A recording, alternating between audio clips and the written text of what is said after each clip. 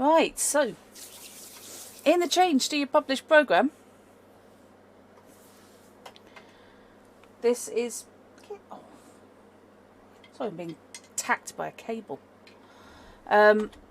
This is a first look at the full core book for Cyberpunk Red, the latest version of the original Cyberpunk role-playing game. And I mean that in all senses.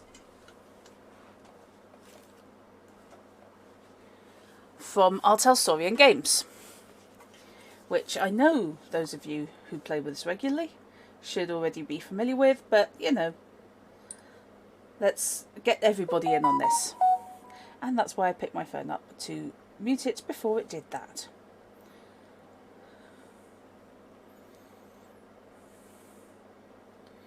Right. Okay. So, about a year ago, almost exactly a year ago,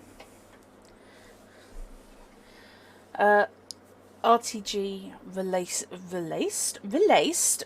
is not a word. Released.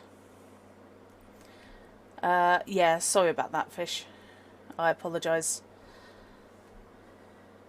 for it not looking as good as it should. But I think it looks okay. RTG released the Jumpstart Kit for Cyberpunk Red. We did a first session of that with the scenario inside. Had a lot of fun, but of course it was missing 90% of the game. It was enough to get going, it was enough to play that one session. Why am I apologising for you not having made a template for this? Meh. This kind of setup sort of works for now. So, this is, I'm going to say this is not my first time opening the game, but let's, the first time I'm going through it in detail. So, same cover as the Jumpstart Kit. If you've got some cracking art, reuse it. And just from the front cover, this really gives you a flavour of what Night City, which is the main setting, looks like. Yep, it's your standard neon-soaked Blade Runner-y type thing, but heavy body modifications, very, very common. Things like Blade Runner, everyone's trying still to look human. Cyberpunk, style over substance in many ways, and it's a statement getting visible cyberware. So, and I just love that. I love the back tattoo, the subdermal lighting. I think that's great.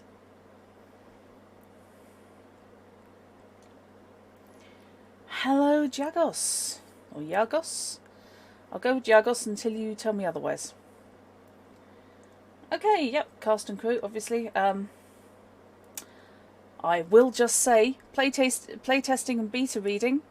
Oh, there's a couple of familiar names there, so that will be a Gavin Fishy Steele and Linda Druttecup Evans,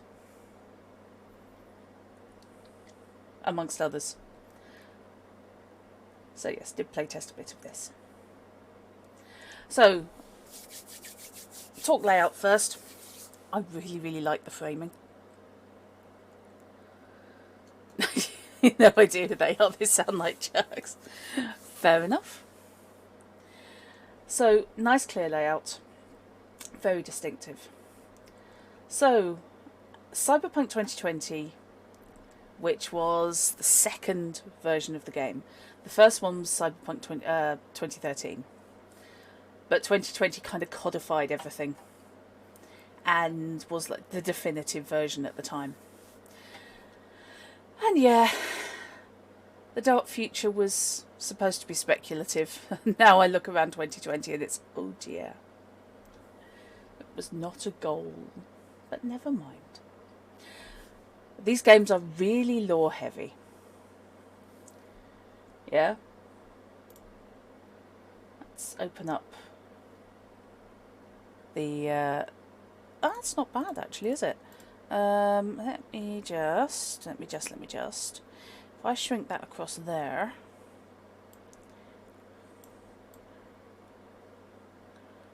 and we can see properly, get a decent view of the bookmarks, which actually, yeah, the hyperlinking in these games is really good. The Witcher, again, everything from the second upload of the main rulebook, fantastic hyperlinking inside the chapters. It really, really makes your life so much easier. Exactly, very much alternate timeline. The Dark Future begins in 93, and rather than retcon the timeline, they just kept the setting intact. Yeah, this is the Dark Future as seen from 1993. Or as seen from the game publication, which I think was 89. It's not the future as of now. It's a future that could have been. Which I think is a very, very sensible way of doing it. So, we have Never Fade Away, which is some fiction. View from the Edge, a tabletop RPG primer. Every game will have one of these. I say 99, 89. God, drat. Excuse me while I have coffee.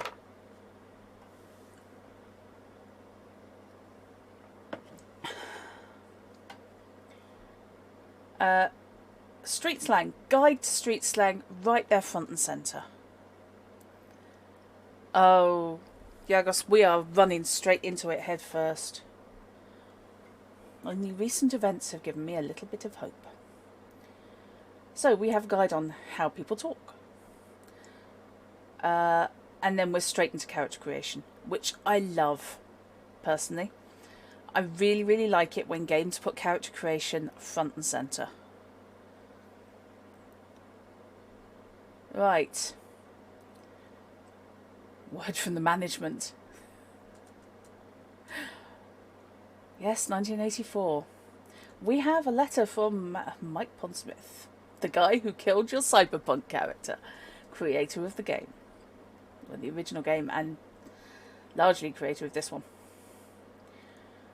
We've been cruising the mean streets of Night City since 1984. We fought the megacore to a standstill, cybered ourselves to the very limit of psychosis, and even climbed to the heights of the Arasaka Towers to pimp smack old Sabu upside his bald head.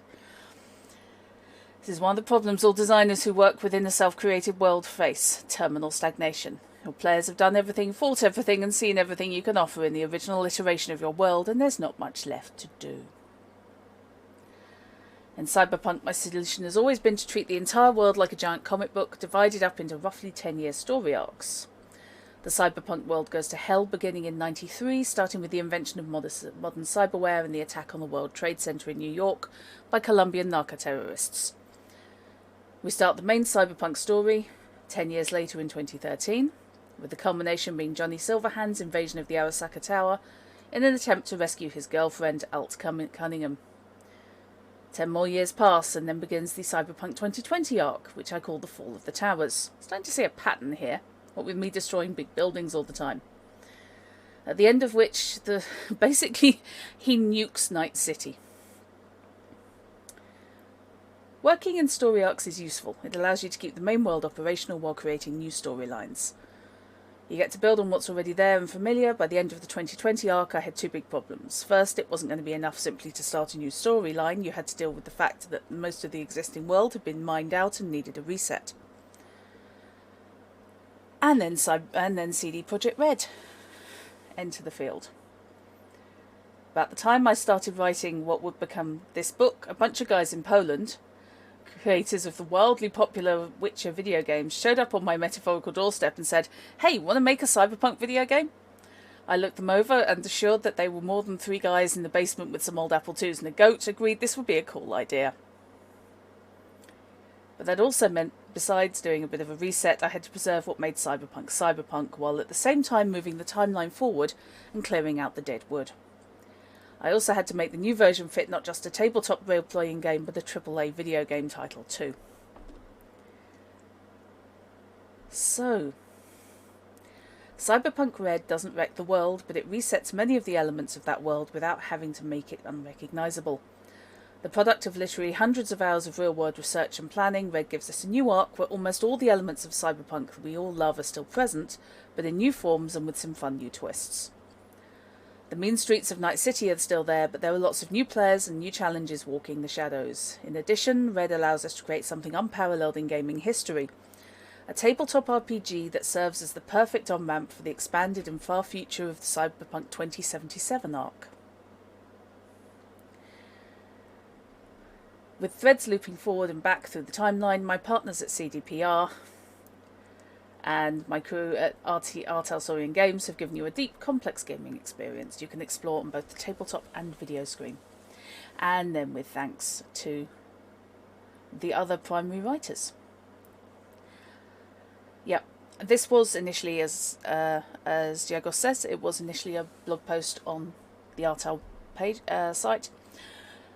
For those of you not prone to wandering onto there, however, and I can say it's actually quite good. That's worth reading, to be honest. And we're straight into fiction. 32 years ago. Which, no, I'm not going to read. Not this time, anyway. And welcome to Johnny Silverhand, who, if you've seen the trailers, and let's face it, unless you've been under a rock in the gaming circles, you will have seen the trailers. That would be Keanu Reeves in 2077. So, we have fiction. We have quite a lot of fiction.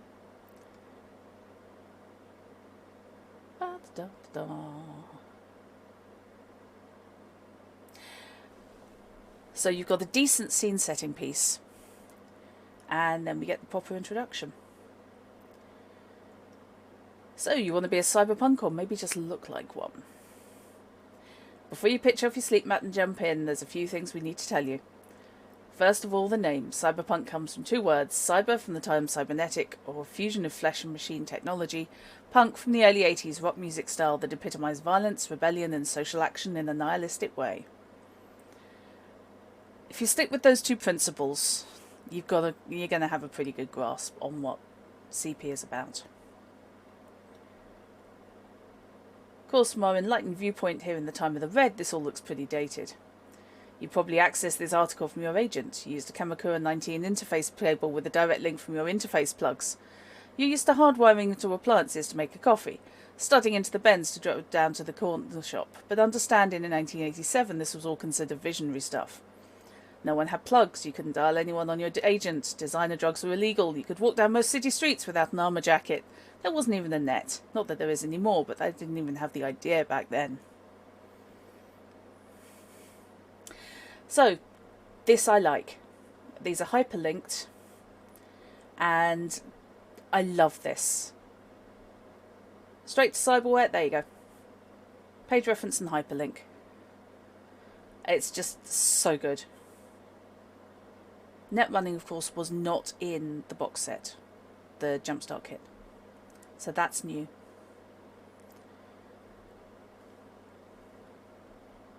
Let's bring this up, actually, to 2 pages. Yeah. So, here we have the basic timeline. And again, links to it. So you can find out about cyberware, neocore, weapons, net running, Night City itself, which is as much a character as any of the people around the table. Who the power players are. Want to know about gangs, want to know about key locations. Love that. Does make the game extremely navigable. Transportation, having fun. That does not look like fun to me. Want to know about food, drugs, the collapse, anything that merits a capital C, worry. Want to know about the roaring 2020s? What's the world like? Want to know about the fourth corporate war? which is why we're in the red now. Want to know about the time of the red? Okay. Concept behind the game. One of the core ones. Technoshock. When technology outstrips people's ability to comprehend or fit into their lives, suddenly people freak out, they get irrational and violent, families shatter, relationships tear apart, people feel helpless in the face of the universe. Eventually the whole society grinds to a halt, the victim of a mass psychosis, and that's what we call the collapse. 3 major responses to technoshock. Most people, their lives uprooted and changed by the advancements, sat passively waiting for their leaders to tell them what to do next. One smaller group tried to turn back the clock, founding the basis for what we call the Neo-Luddite movement.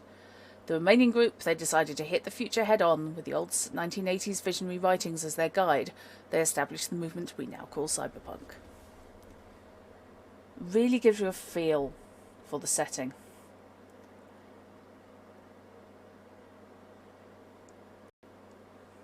Yeah. Which is basically technology moved too fast, and everybody ended up in a corner just going, "Go, cope! Turn it down." And yeah, it's a pretty good breakdown of how people are likely to react. They're either going to kick up, kick back, or kick everything over and hope that horse and cart come back into fashion.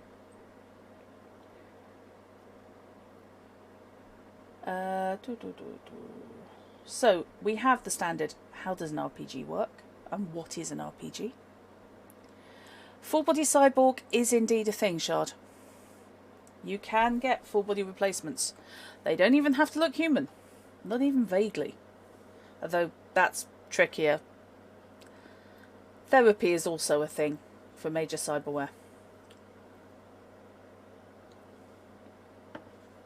Because, of course, there are impacts when you change the structure of your body.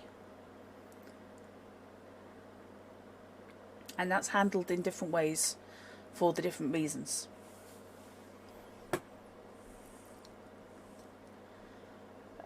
Okay. Do I have to dress up? Not really. Unless you're LARPing. There's no need to panic. I like this. How does GM? How do I GM? How do the rules fit in? What is a games master? What's a character? It breaks it out really clearly. I mean, probably if you're here, the odds are that you've been playing for a while, so you've got an idea of this, but this just lays it out so clearly for you. Street slang. Again, if you've seen any of the Artal posts on Twitter or Facebook, you will see the word chumba coming up a lot. Which comes from chumbata, Neo-African American slang for friend or family member. So chumba is buddy, basically. Time of the Red, a slang term for the period from 2023 to the late 2040s, taken from the red skies common throughout the world as an after effect of the Fourth Corporate War. Let me reiterate, nukes were involved. What have we got? AI, that's standard. Beaverville, a safe suburban neighbourhood primarily inhabited by mid-level corporate executives and their families. Exactly the same. And quite probably the same route indeed. Like, pardon me. So, let's link down to terms that are likely to leap out as being important. Booster. Any member of a gang that affects cyberware, leather clothing and random violence. Booster gangs are incredibly common. And can get bloody nasty, and you can be in one. Combat drugs. Any one of a series of designer drugs were created to increase speed, stamina and reflexes. Chip. Any type of data recording. Chipping in. To buy cyberware for the first time, to cast your lot with a group and to connect with a machine. Also the title of a Johnny Silverhand song. Okay. Chew 2. Alcohol, as used in vehicle power plants. Majority of the vehicles in Time of the Red are fueled with alcohol, not with oil derivatives. And in that regard, suddenly that ties into things like Twilight 2000. And for much the same reason, chunks of the world have gone pear-shaped, and resources are now different. Chroma, 21st century heavy metal rock fan. Let's have a look. Conapt, condominium apartment in the corporate zone. I don't think we need to explain what cybered means. Exotic, a human biosculpted with non-human elements such as fur, long ears and fangs. Anyone else having things about their character, feel free. Yep. Yes. I like that it's vaguely, it's an advanced form of alcohol with a higher burning temperature than normal methanol. Don't recommend drinking it. The face, the representative of a megacore for legal purposes. Hydro, street slang for hydrogen fuel used to power some vehicles.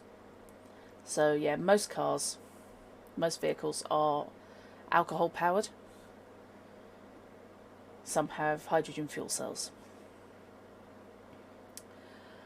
Okay. Fair enough. Lawman, police officer or other law enforcers. Street slang has come to be synonymous with any and all law enforcers, so that would probably involve corporate security, as well as the actual police. Mainline, a term for your partner in a serious long-term relationship. Okay, what else do we have? Poser gang, any group whose members all affect a specific look, style or body sculpt job. I love poser gangs, they're great fun. Rabbids, a particularly deadly form of black ice spread through the old net after the death of their creator, net running legend Rach Bartmoss.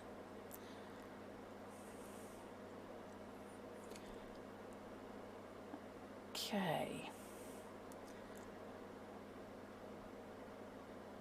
I love the in-game ads, by the way. That's just fantastic. It's laid out a lot like a magazine, or a lot like a website would be. You know, you're skipping page to page, and suddenly you've got a page of ads. Because they got to pay the bills somehow. But it just sets the feel. Combat Cab Classic Series 13. 53,000 watching now.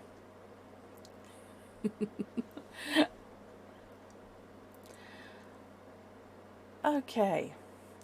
Soul and the New Machine. So let's get down into character creation, which I always find is a good way to get in the feel of a game.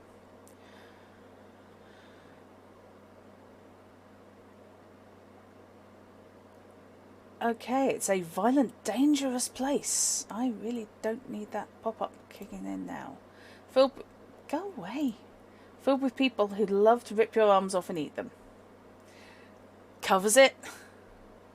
And again, let's just quick appreciation for the artwork. Love that. I also love that they have tagged all the images. So screen readers will be fine with them. So we've got alt tagging for them. A lost soul sits on the street staring down forlornly at the cybernetic skull they hold in their lap. New time, bad time, red time. Okay, things are bad. So, concept of the game. It's always personal. Survival's a personal thing and the hallmark of these dark times, but there's a wider aspect to that. You look to your friends, team, family or clan first. If you can do some good along the way, great, but don't count on it. Cyberpunk characters are survivors in a tough, grim world faced with life and death choices. How they make those choices has a lot to do with whether they end up as vicious animals roaming a ruined world or retain some of their basic humanity. CP characters are the heroes of a bad situation working to make it better or at least survivable whenever they can. Whether it takes committing crimes, defying authority, or even outright revolution, the quintessential cyberpunk character is a rebel with a cause. This isn't a game that really plays for motor hobos. Get the ads if you pay for a premium subscription. Yeah, this game focuses on cooperation, working together, working to make even your little bit of Night City better. However you interpret that. And let's face it, you know, if you do go full-blown murder hobo, there's going to be a queue of people waiting to take you down.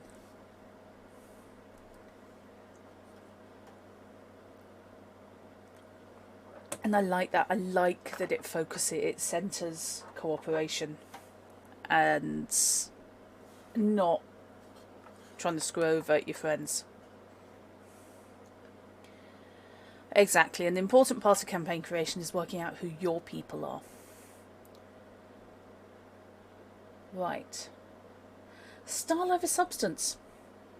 Said that before. Doesn't matter how well you do something as long as you look good doing it. If you're going to blow it, make sure you look like you planned it that way.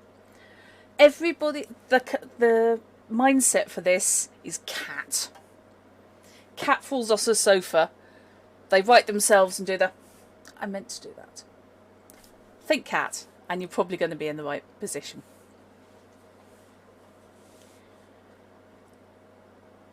I love the multiple angles of accessibility, accessible to new players, well linked with no shame for skipping around, short sections with good layouts, old-fashioned alt text. Exactly. And I would like to say, yeah, definite shout out for the layout.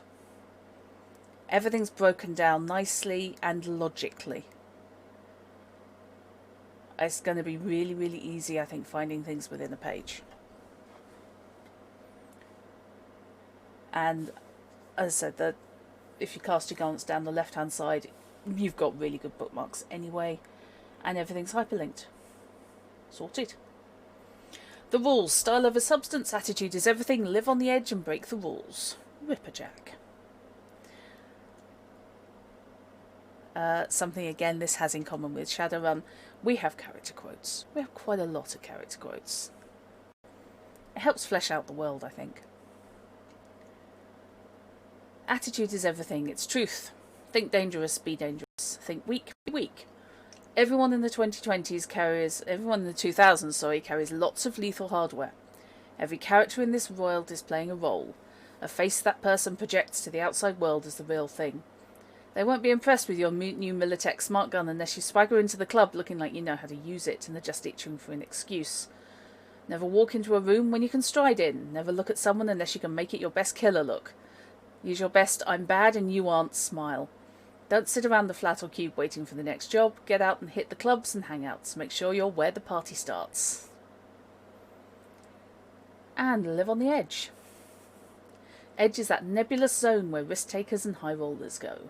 On the edge, you'll risk your cash, your rep, even your life on something as vague as a principle or a big score. As a cyberpunk, you want to be the action, start the rebellion, light the fire. Join great causes and fight for big issues. Never drive slow when you can drive fast. Throw yourself up against danger and take it head on. Never play too safe. Stay committed to the edge. And I love that. It's rules 1 to 3 and rule 4, break the rules. They're more guidelines, really.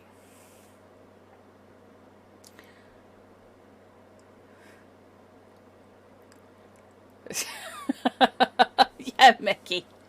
2020 people do carry lethal hardware.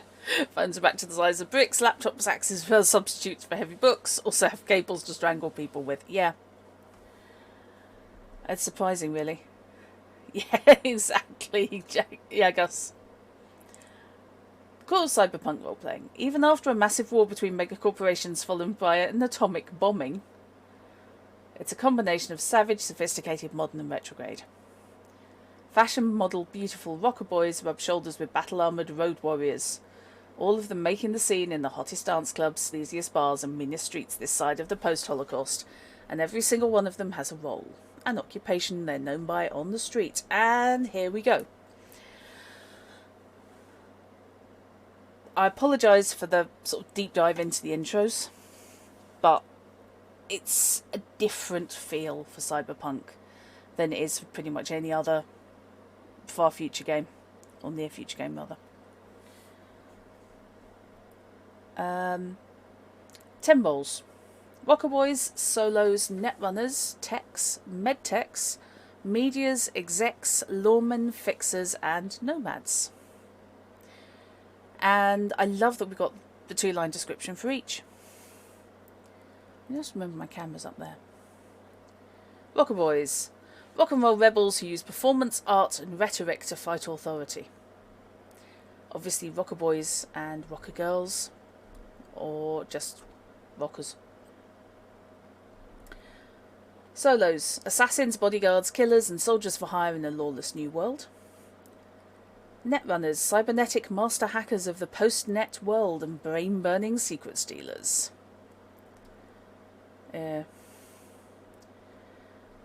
Cybernetic... no, done that one. Renegade mechanics, techs, and super tech inventors, the people who make the dark future run. Anyone else thinking that when Robinson gets his hands on this book, that's what he's going for? Medtechs: unsanctioned street doctors and cyberware medics patching up meat and metal alike. I like unsanctioned, that's subtle.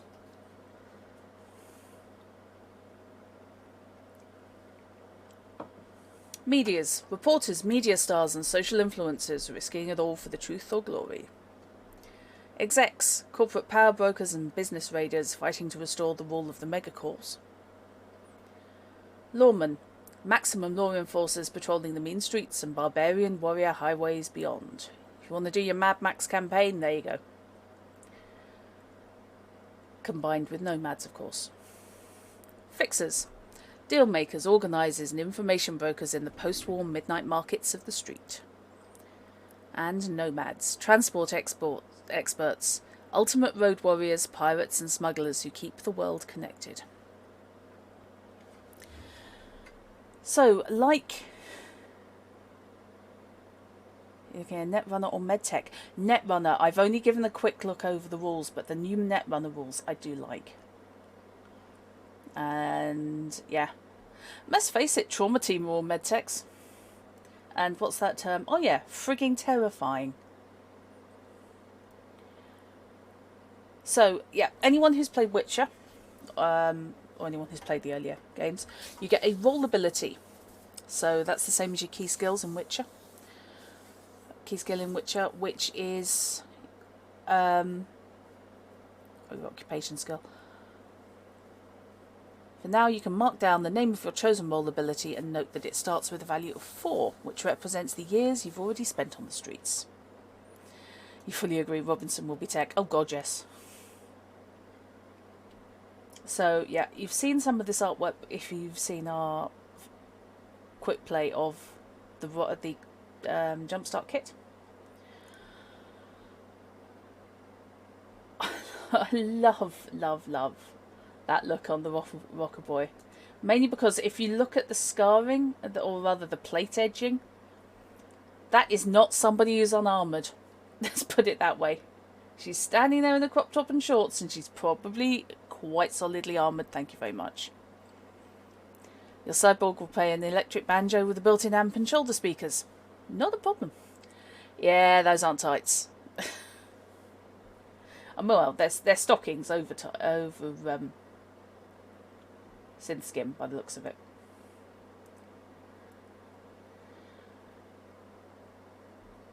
Okay, Rocker Boy. If you live to rock, this is where you belong. You're one of the street poets, the social conscience, and the rebels of the time of the Red. With the advent of digital porter studios and garage music mastering, every Rocker Boy with a message can take it to the street, put it in the record stores, and bounce it off the comsats. Sometimes your message isn't something the corporations or the government wants to hear. Sometimes what you say is going to get right in the faces of the powerful people who really want to run this world. But you don't care. Whether it's a straight-up protest song that tell it like it is, playing kick-ass rock and roll to get the people away from the TV sets and into the streets, firing up the crowd with speeches, or composing fiery writings that shape the minds and hearts of millions, you have a proud history as a Rocker Boy. Dylan, Springsteen, U2, NWA, The Who, Jet, Stones. Those are your pin-ups and your icons. And yeah, Johnny Silverhand, the famous eponymous face of Cyberpunk, is a rocker boy, or was. Exactly. They're the bards. The role ability for a rocker boy is charismatic impact. With this ability, they can influence others by sheer force of personality. They don't need to be a musical performer, they can influence others through poetry, art, dance, or just their simple physical presence. They could be a rocker or a cult leader. As they grow in skill, they can affect larger and larger groups and call on their fans for greater and greater requests of loyalty. It's on a 1 to 10 scale. 10 is messianic.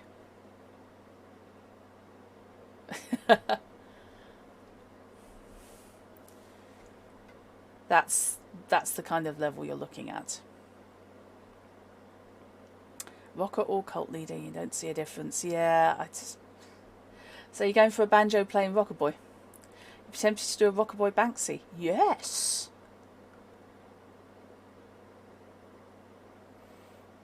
I can see that. Okay, solo. This is what it's the Street Sam of Shadowrun. I think this is not necessarily it's a boring character, but this is your meat and potatoes character. I strongly suspect that people who've never played this before, a lot of them will go for solos because they're easier to understand. You could have your in-group being a band.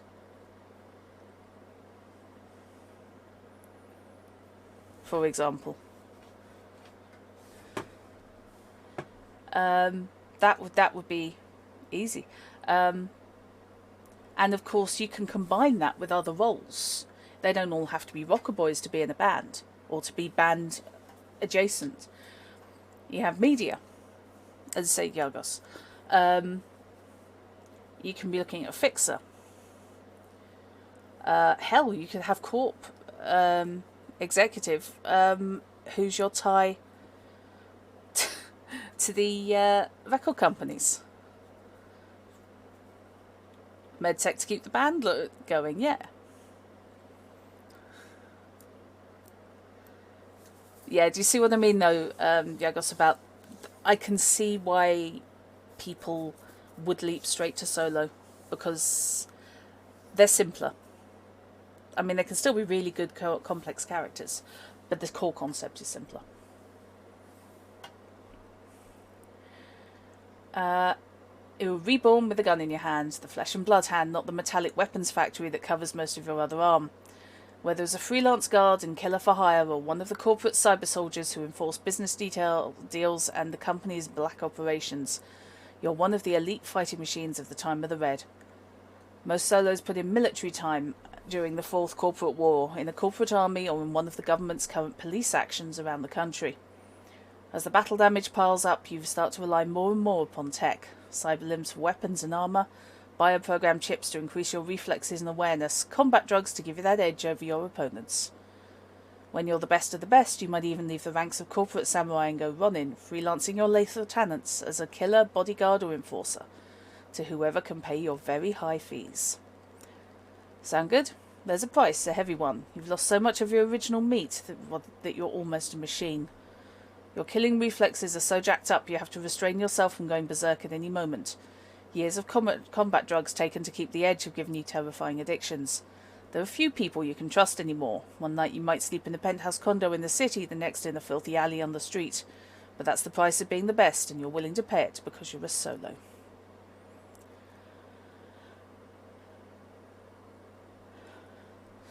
Tech for fixing stuff, media, gosh, you do need someone to fix them up. And the medtech to portion the use of drugs. Yeah. Solo's role ability is combat awareness. They can call up their training to have an enhanced situational awareness of the battlefield. When combat begins, any time outside of combat or in combat with an action, Solo may divide the total number of points they have in their combat awareness roll ability among a number of combat abilities,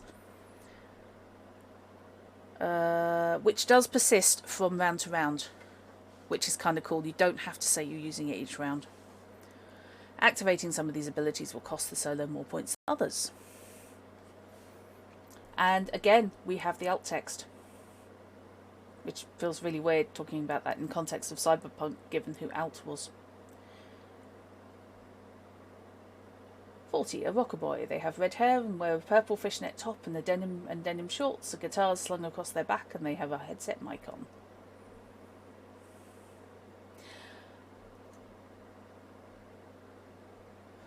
Netrunner. You're a brain-burning computer hacker and master of the post-net cyberverse in the time of the Red.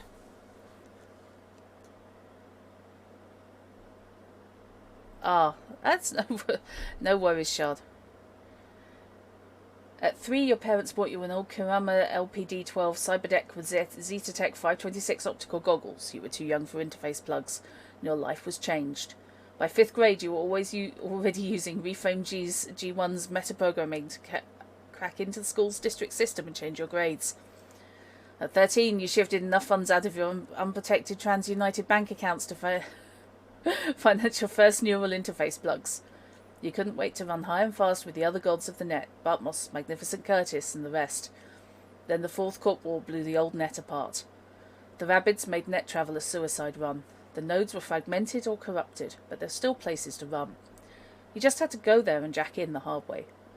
You traded in sitting on the couch for a bodyweight combat bodysuit and Virtuality 5 interface goggles to mesh net with meat space. The systems you cracked were smaller but even deadlier.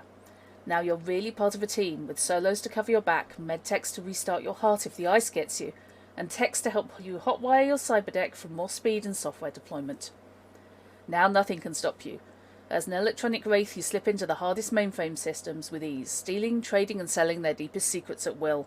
The black ice may still kill you in the end, but until the ride runs out, you'll be there, bare-brained and headfirst in the new net. So, as that says, there is no internet. Technically there is, but the Rabbids in there are awful, and Suicide Run is probably your best description. So, one thing that I really like about what they've done with this, previously, and this was a problem that you could have in Shadowrun as well, is netrunners could stay home. They could stay home and they could do their bit in the net without being anywhere near the rest of the group. And that really leads to a disconnection at the table, because you'd be going, right, I'll be over here dealing with the netrunner who's in no way, shape or form involved with what the rest of you are doing. By changing these rules round and by fragging the net, what they've done is your netrunner has to go in with you. Exactly. Leads to that kind of disconnect in movies and shows as well. Your netrunner has to be there, has to be on the ground. They can only access local systems. If something's air-gapped, you have to go in on the floor. And I think that just gives them much better game balance.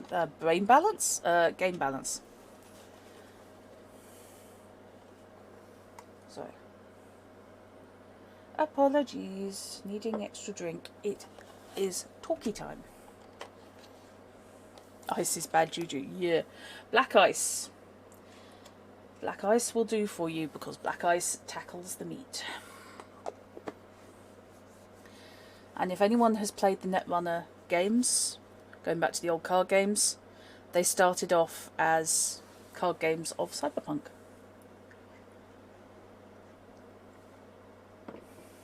I think they're now their own thing. But yeah, the setting in the original Netrunner card game was as a Cyberpunk. Tech. You can't leave anything alone. If it sits near you for more than 5 minutes, you've disassembled it and made it into something new. Oh, that is so Robinson. You've always got at least 2 screwdrivers and a wrench in your pockets. Computer down, no problem. Hydrogen burner out in your metro car, no problem. Can't get the video to run or your interface glitching, no problem.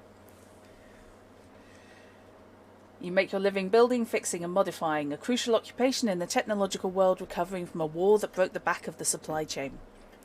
You can make some good bucks fixing everyday stuff, but for the serious money you need to tackle the big jobs.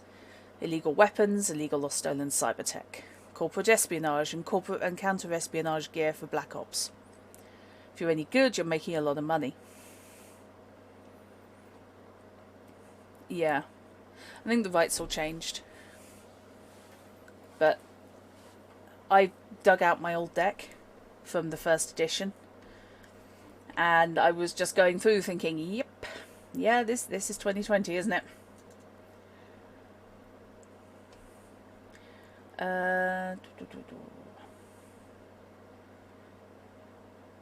Your money goes into new gadgets, hardware and information. Your black market work isn't just making you friends, it's also racking you up an impressive number of enemies as well. So you invest in a lot in defense systems, and if really pushed up the wall, call in a few markers on the solo or two. You fixed up tech for everyone from Black Ops Corporate Samurai to Ms. Zapata down the block. No one's ever come back to you with a complaint, but that might be because of the turrets guarding your front door. You're addicted to technology in all its forms, and that's what makes you a tech. Yeah, it was a Richard Garfield, if I recall correctly, the original game. So I'm fairly sure it was always wizards. But of course, back in the day, demarcation wasn't so bad.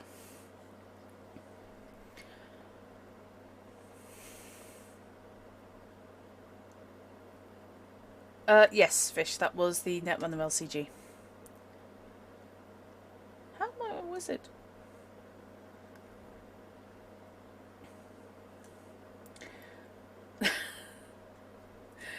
Okay, so his role ability is Maker. Using the great Maker. Great, I'm going to Centauri now.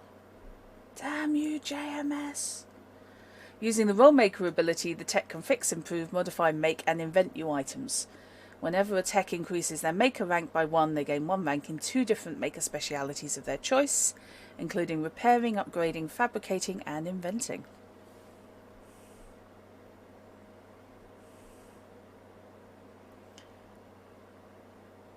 That's okay.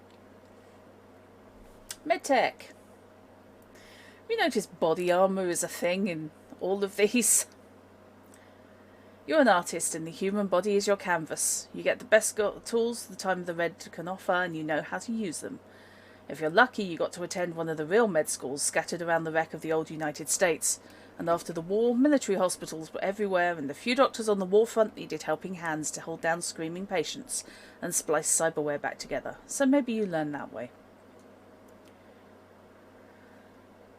There's always an old Ripperdoc or two who can harken back to that old science fiction story called The Blade Runner. Not that old flat screen vid, but the really old sci-fi book about renegade doctors who performed illegal street surgery in one of the first dystopian novels. Maybe one of the guides trained you. Maybe that's where you are right now, patching up the wounded, mending the sick, and keeping the locals alive.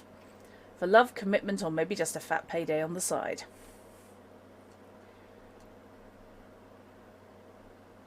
Always kill the healer first. Because they have those crosshairs, red cross, always painted on them. But yeah. If you're really lucky, you've scored a berth in the local trauma team franchise. Trauma teams are a group of licensed paramedics who patrol the city looking for patients. You operate from an AV-4 urban assault vehicle redesigned into an ambulance configuration and armed with a belly-mounted minigun. It's the best of the best. Trauma Team charges some heavy subscription fees to save its clients, and that translates into new medical toys, faster AV ambulances, and hefty salaries for the best surgeons around.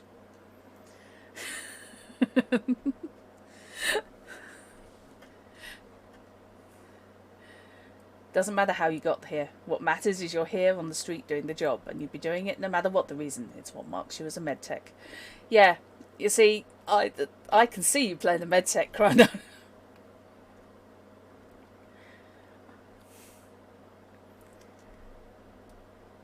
You can play the keyboard and administer stim packs at the same time.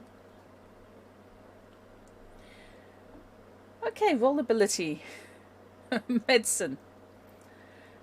Understandably. With this ability, medtechs can keep people alive who should be dead with their knowledge, tools and training. In the time of the Red, there were as much doctors as they are mechanics, caring for people who are often more machine than human. Whenever the medtech increases their medicine rank, they also choose one of their 3 medicine specialities to allocate a single point to. Right. Again, still, armour. Armour. Not stupid people. Everybody has a reason to be out there. There are very few sit-at-homes. And I really, really like that. Everyone's got a part in the team. You can fit anyone in. They're bending the truth out there and you're going to stop them. Someone has to do it. Oh God, it's Max Headroom. The corporations used to rule the world. They dumped toxics, destabilised economies and committed murder with equal impunity. The government back then couldn't even stop them. Hell, they owned the government. But then the war came. Oh Christ, that's far too familiar these days.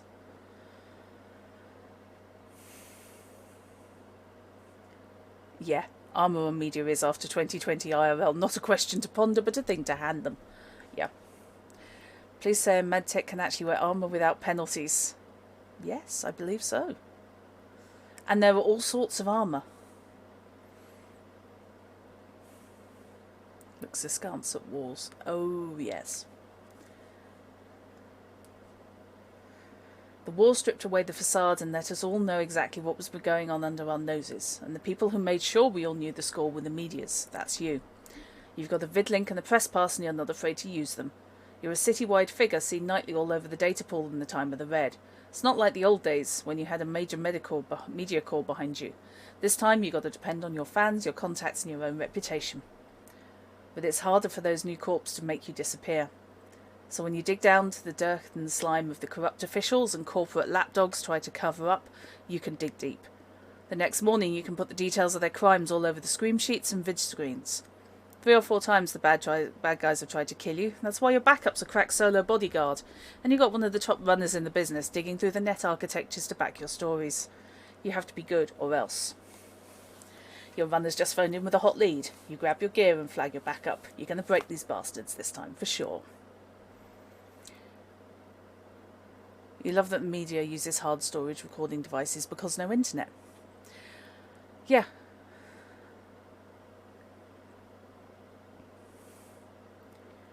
I mean, you can have Wi-Fi storage, Wi-Fi linked storage, but it's still going to be local. It just might not be on you. It might be in your vehicle. Well, media credibility. Ability, even credibility. The media can not only convince an audience of the truth of what they publish, but also has a larger audience the more credible they are. Medias also have greater access to sources and information. They're always in the know with their ears to the ground to pick up rumours and information passively. And again, like all these, the roles are hyperlinked. Exact. Oh, I love that look. Those shoes are fantastic. Sorry. The artwork overall is amazing in this game, and I am just not going to stop drooling over it.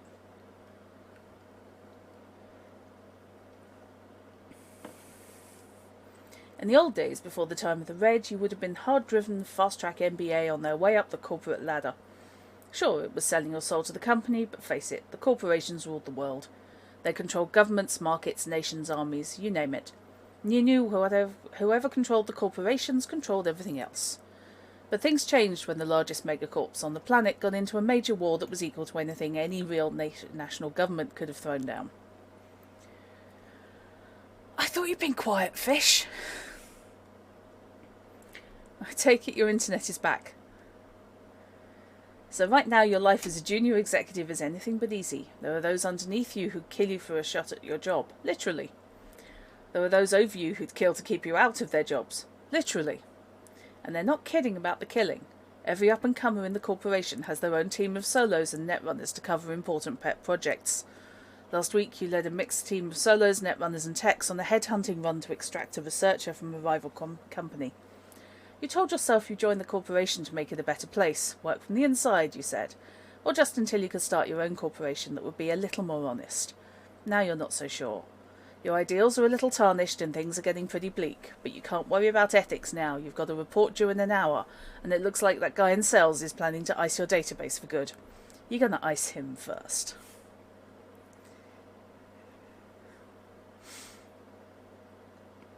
So, their ability is teamwork.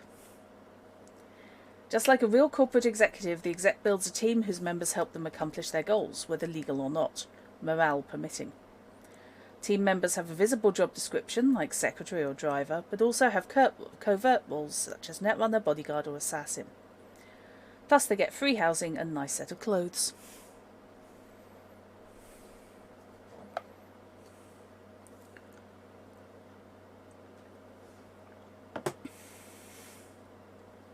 And it is nice to have you back, Fish. Lawman, who is not mucking about with the armour stakes, are they? In the old days before the war, they only used to shoot at cops. Now you're lucky if you just take a slug. The street is mean these days, filled with new drugs, new gangs, and new weapons that make a Mini 10 look like a kid's toy. But even so, you're out there doing what you can to protect and serve. There used to be a big city force, but most of the old guard in NCPD have been thrown out on their own to keep what peace they can. The ones who remain still take the badge seriously. They work to keep the peace... Oh, hello. They work to keep people safe and make some kind of stand against chaos.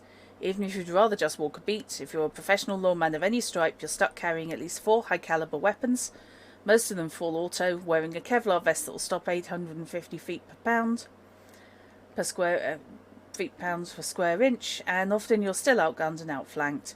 Half the gangs were cybered up to begin with, super speed, super reflexes, could see in the dark, carried weapons in their arms, and that was before the war and the fall of the towers pumped a metric ton of mil-spec cybertech into the night markets.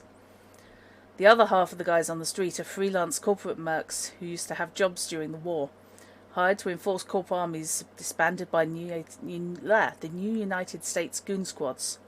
Now they're the goon squads, and you're trying to keep them under control too. Used to be the corporate cops had heavy weapons, full combat armour, trauma team backup, AV-4 assault weapons and gyrocopters with miniguns. But the nice clean sectors full of new office buildings and fancy restaurants where no jacked up Cyberpunk is ever going to go on a killing spree with an FNRAL 37 are mostly gone. Now you've got mostly burned out buildings and abandoned cars where every new night is a new firefight and another great opportunity for a messy death. Or you might draw a Psycho Squad berth and get the job of hunting down heavily armoured and armoured cyborgs who flipped out. A cyber psycho can walk through machine gun fire and not even feel it, so a lot of the Psycho Squad become a bit crazy themselves. They load up with boosted reflexes, get some monstrously huge guns and go hunt the cyborgs solo. But you're not that crazy. Yet. The lawman's role ability is backup. With this ability, they can call upon the help of a group of fellow officers based on their rank and conditions under which they make the call. The backup is armed and armoured based on their rank. For the lawman's write-up very much gives me the kind of old Detroit from RoboCop.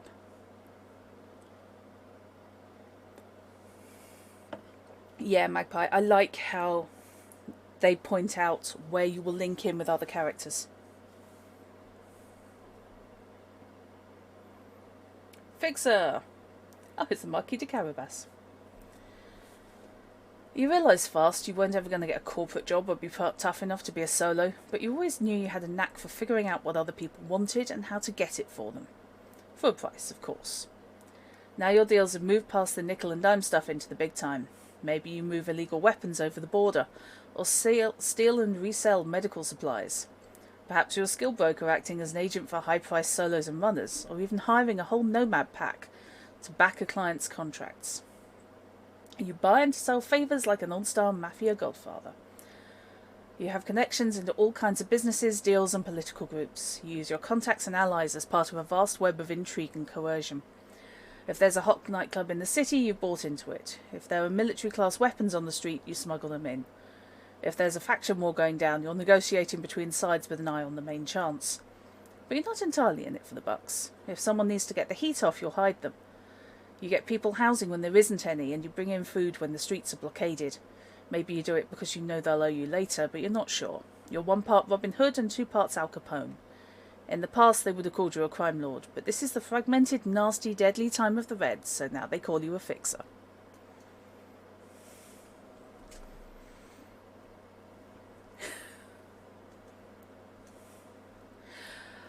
You can have entire campaigns under the Protect and Serve banner. Mechie. You can run entire squads based around lawmen.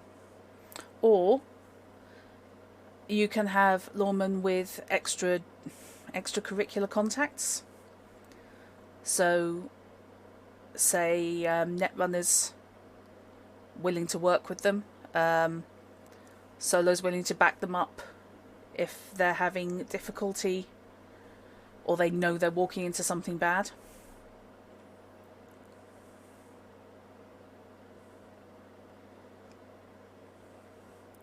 Yeah, exactly. It was Protect and Serve, wasn't it, Fish? The 2020 book. Yeah.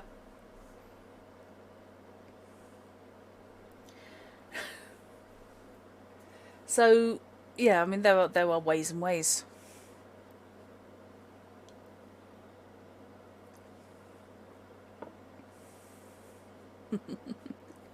Lawman on the streets, rebel in the sheets.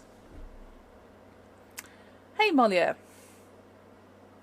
Yeah, understandable, Knight.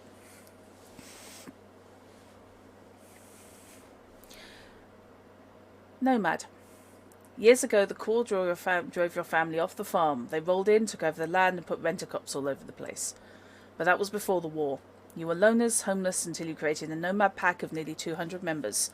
Back then, your pack was crammed into a huge ragtag fleet of cars, vans, buses, and RVs, roaming the freeways looking for supplies, odd jobs, and spare parts in a fragmented world.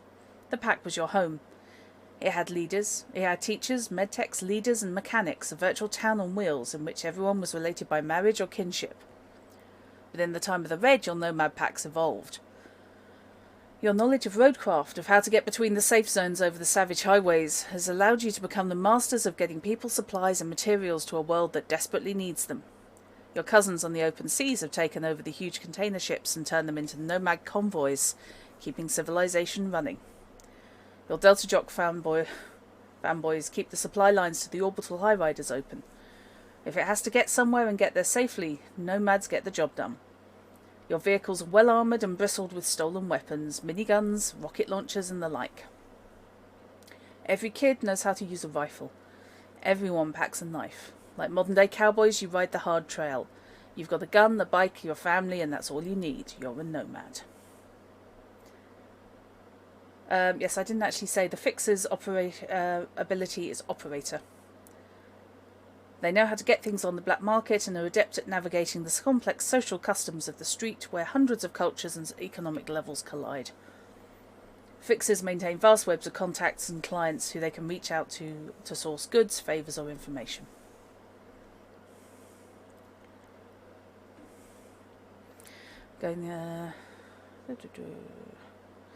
For mixed groups, just think shows like Person of Interest, where you have a cop working with the vigilantes to beat the red tape or corruption, stopping them from doing their job. Yeah. Going the other way, a model like White Collar would let you insert a rogue role into a Protect and Serve. Yeah. You just have to put a little bit more thought into it than you do into, you all meet in the pub. And suddenly everybody inexplicably trusts and works with each other, despite not necessarily having any reason to. So, the Nomad ability. Yeah, actually, that would be cool. Moto. Whenever a Nomad increases their rank in Moto, they have the option of adding another stock vehicle of their Moto rank or lower to the pool of family vehicles they have permission to use in the family motor pool. Thanks to being around vehicles since birth, nomads are also able to drive any type of vehicle. Now, I think nomads are actually harder to get in some ways, as regular characters. Unless you're playing a specific nomad campaign.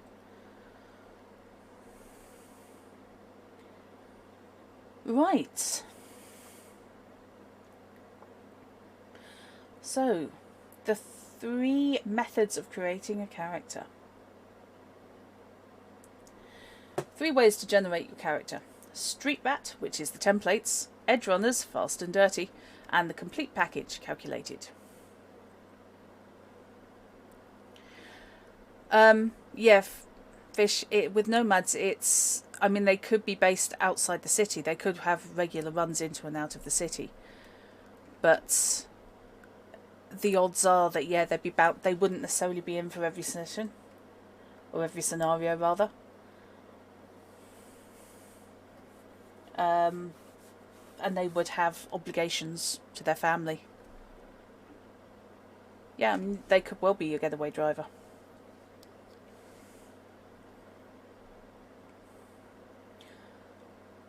Okay, if you've never roleplayed before or just want to get going without a lot of fuss, templates are the fastest way to create your character. Okay. And you can modify them to give you a fully developed character, so you're not really shorting yourself. Edge Runners. As you'll soon realise, the Cyberpunk Red character generation system is designed to give you a lot of flexibility. You can tailor the character the way you want it, with lots of personal touches throughout the process. But when you need to create a character quickly and without a lot of painstaking detail, the fast and dirty method is an excellent option. Complete package, calculated. It's the most complex way to create a CP Red character, yet the reward is the ability to create a character that's exactly what you want, using pools of points to buy stats and skills, and starting money to buy weapons, armour, gear and cyberware. So, I like that. If you just want to leap in, hand out templates. If you want to get going that evening, go for the fast and dirty. Complete packages, session's over.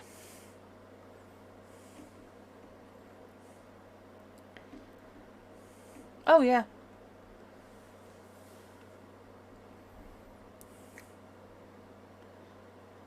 So, since Edge Runner and Street Rat are relatively simple, I'm going to go to complete package because I strongly suspect that's the one that's going to need the explanation. And again, look children, hyperlinks. Other games, you could learn a lot from this.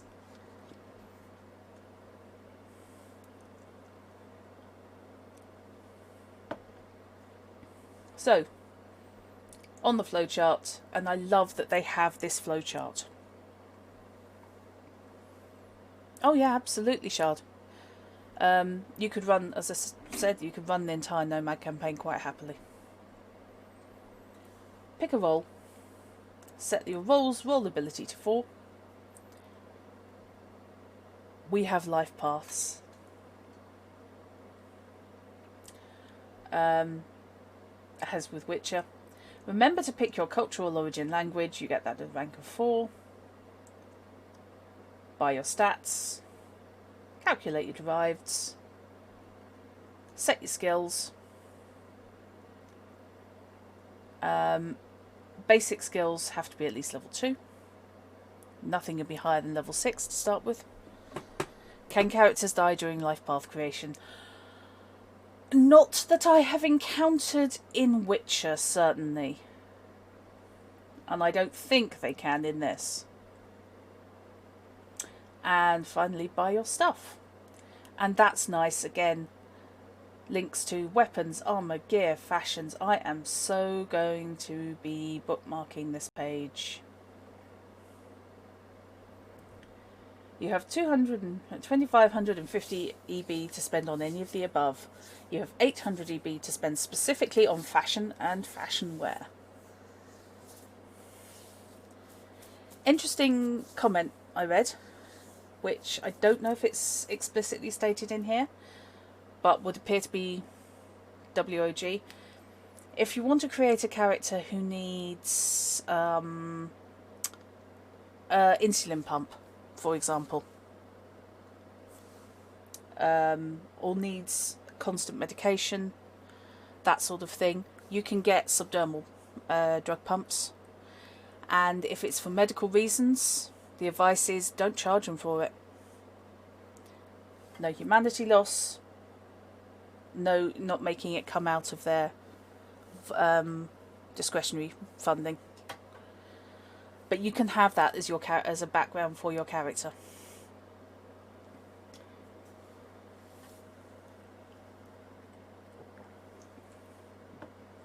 So yeah, if if your character's diabetic and you either can't afford or don't want a new pancreas, whether tech or grown, or you're saving up for a cloned one, you can have that. You can have the assistance gear without it messing up having to spend on everything. Same goes for straight replacements, prosthetics. If someone's lost an arm, for example, and they've just gone for a straight replacement that doesn't have any function over and above doing what an arm does,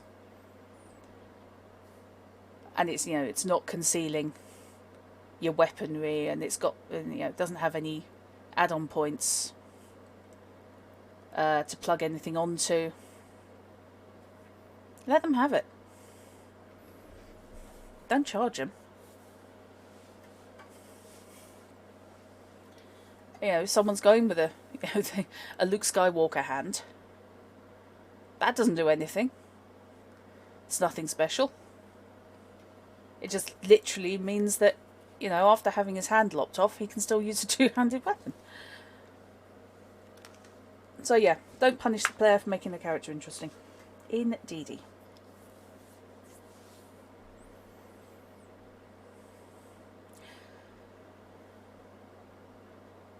So as I said, I don't know if that's explicitly stated in the book, but it's very much in the ethos of the book, and Artel have basically said that.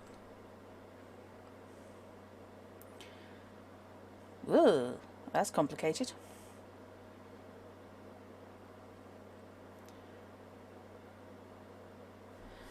If, for example, they get extra creation points for losing an arm, then you should absolutely charge them the equivalent amount for the replacement. Yeah. Yeah, I mean, if you're trying to finagle the system, that's one thing, but I'm fairly sure you don't. But I will check. Okay, life path. It's like climbing out of a clone vat, if cloning worked that way, that is. You've got this half-formed person standing there dripping slime. Maybe you've got a vague idea of what you're going with the character, but nothing else. How do you take this blank and make them really cyberpunk? Yeah, exactly. Life paths, you start with the life path. Right. Cyberpunk hinges on role-playing, so make use of the information in your life path run. It's a guaranteed adventure generator. No. No, I can understand that, Fish. If someone is attempting to finagle the system and wrangling, say, replacement limbs, having taken a points break in if a game encourages it for disability, that's not really approaching things in good faith, in my humble. I think that should be a zero sum.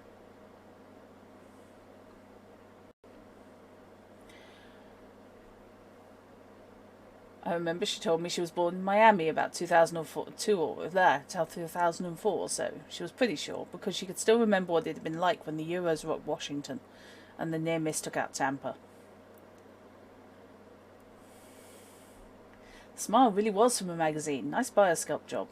Didn't matter how much was real in the end, I still fell hard for her. Fact, I still think about her. I'm just that type. Johnny Silverhand.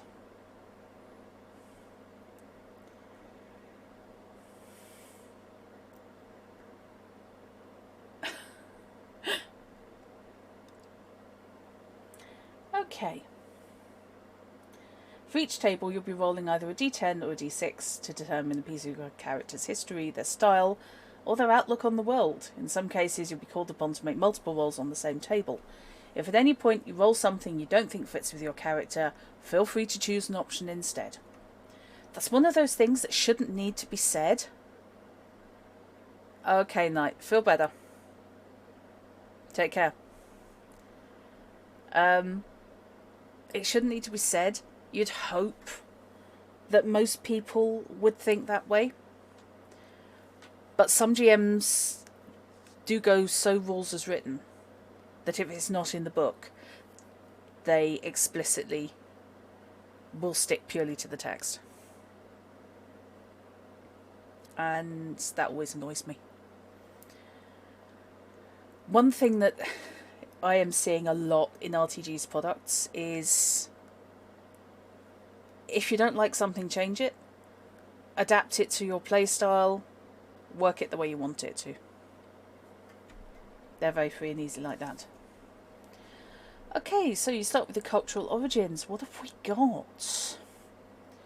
Because that does affect what languages you might know. Cyberpunk world is multicultural and multinational. You either learn to deal with all kinds of people from all over a fractured and chaotic world, or you die the first time you look side-eye at the wrong person. In Red, we assume everyone speaks street slang, the pidgin that's evolved to be used by almost everyone in the dark future, but you probably also have another primary tongue you learned at your mother's knee. You begin with 4 points in that language. Yeah. There are some people who do RAW and are okay with it, and there are some who are just picky and loud.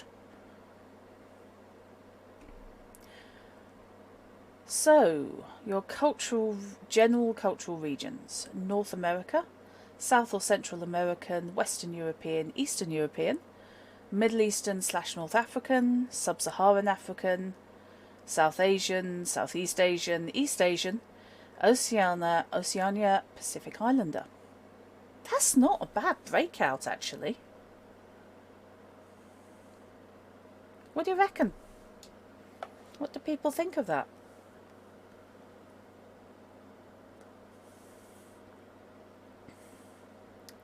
That's pretty much covers you for most things.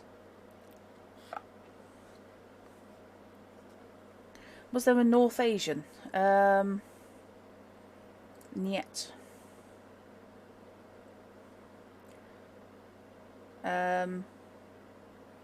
North Asian, you're tending towards Eastern European. Seriously tempted by Middle Eastern, North African cultural origins. Did Russia get nuked? I think Russia comes under Eastern Europe. But I will have to check.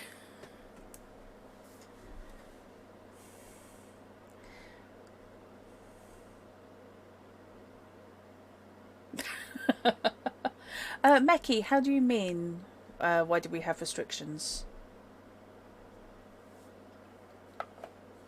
Unless you're being sarky at me.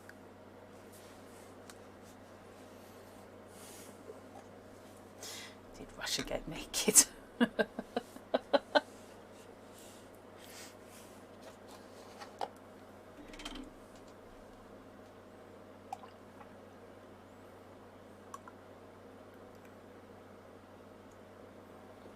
Again, apologies for topping up, but drinky. It's the choice of cultural heritage for a character. Yeah, you can roll or choose.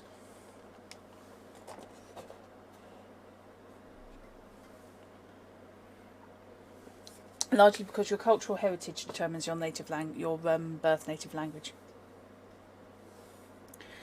For example, if you take Western European, your native language might be Dutch, English, French, German, Italian, Norwegian, Portuguese or Spanish. Eastern European, oh there we go, yeah, English, Finnish, Polish, Romanian, Russian, Ukrainian. You can, yeah, you don't, yeah, you can pick. So if you specifically want something, and you've got an idea in your head for a character, yeah, you can pick. And then you pick one of the languages as your native tongue.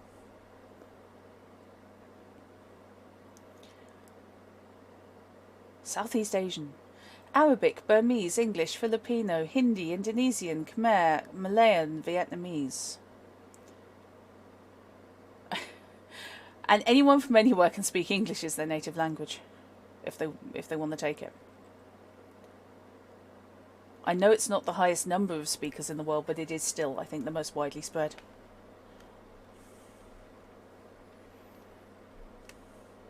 Thanks, at least in part, of course, to the Victorians road tripping across the entirety of the world.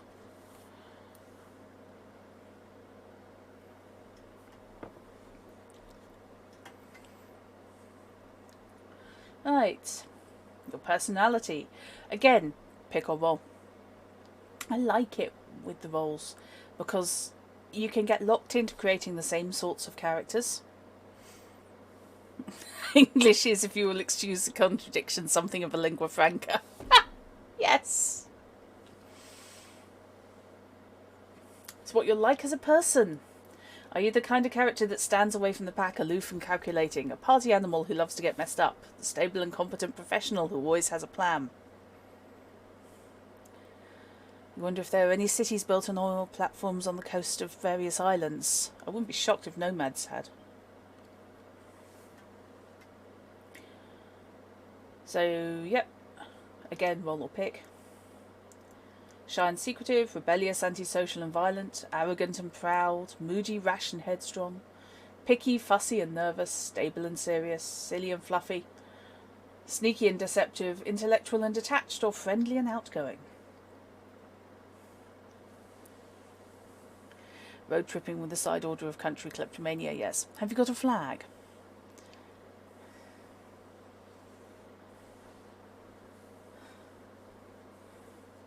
Short the time travel, it is what it is.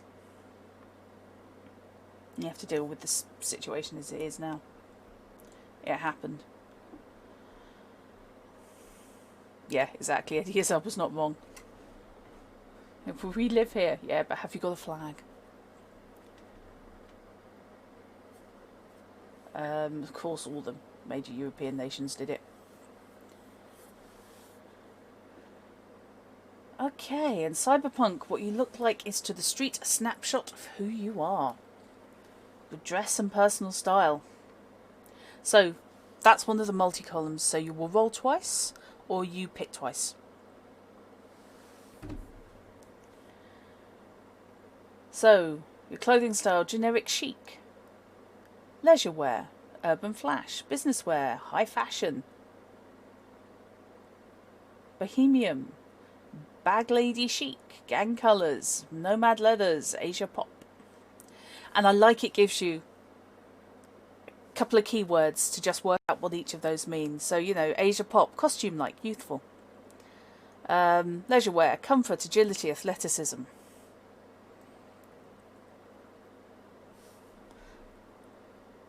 Exactly, Molia.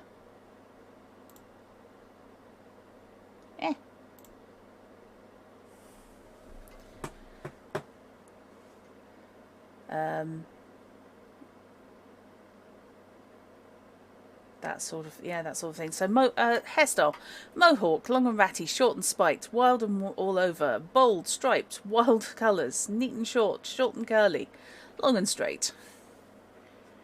Bag lady chic, you're starting to feel personally attacked by this game. Do you see what I mean though about, I felt this with Witcher, it's really easy to get into a groove of what characters you normally play. Whether that's stuff that you like in real life, or something you have adopted as kind of a common style for characters. And I like that, although you don't have to roll, I like that you can, because that then puts you into a different track. And that can keep things fresh. And yeah, give you all sorts of ideas. Affectation you are never without. Tattoos, mirror shades, ritual scars. Tricky. Actually not impossible in Cyberpunk. Spiked gloves, nose rings, tongue or other piercings. Strange fingernail implants. Looking at Shard for the plick fingers. Spike boots or heels, fingerless gloves, strange contacts.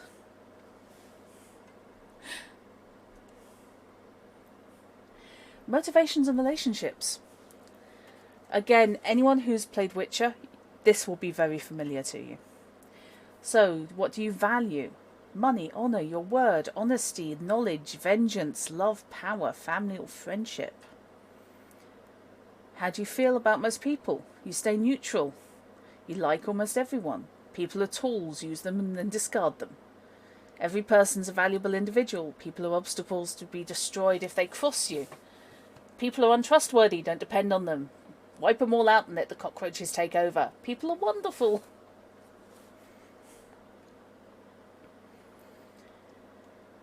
What do you value the most?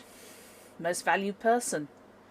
A parent, a brother or sister, a lover, a friend, yourself, a pet, a teacher or mentor, a public figure, a personal hero, or nobody. And your most valued possession, not most valuable. A weapon, a tool, a piece of clothing, a photograph, a book or diary, a recording, a musical instrument, a piece of jewellery, a toy or a letter. Yes, the mighty bozo, ripper offer of arms, carries their favourite teddy bear everywhere. Are you making fun of the mighty bozo, ripper offer of arms? The mighty bozo, ripper offer of arms. Now you know what you're basically like. Let's find out how you got there. And that's where you start modelling your specific backgrounds.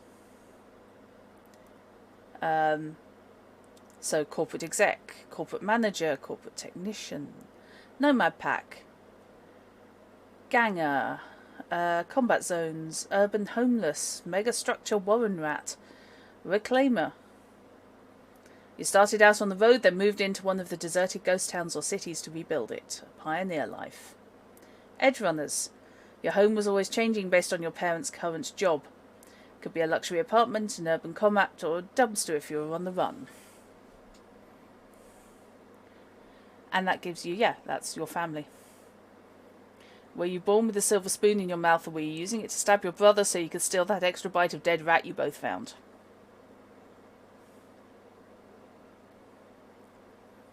Humongous with a cybernetic rear leg. And then your childhood environment. Born on the street with ran on the street rather with no adult supervision. Spent in a safe corp zone walled off from the rest of the city. In the nomad pack. In the nomad pack with routes in transport. In a decaying, once upscale neighbourhood now holding off the boosters to survive. In the heart of the combat zone, living in a wrecked building or other squat. In a huge megastructure building controlled by a corp or the city. In the ruins of a deserted town or city taken over by reclaimers.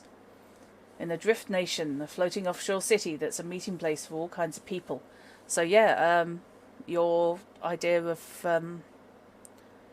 oil rig, that would be a drift nation probably, equivalent. Corporate luxury skyscraper, high above the rest of the teeming rabble.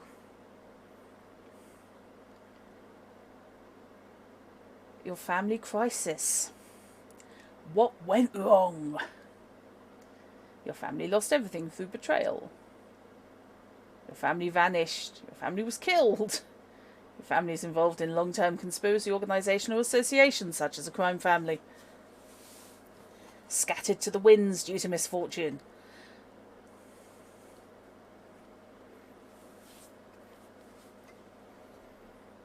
Yeah.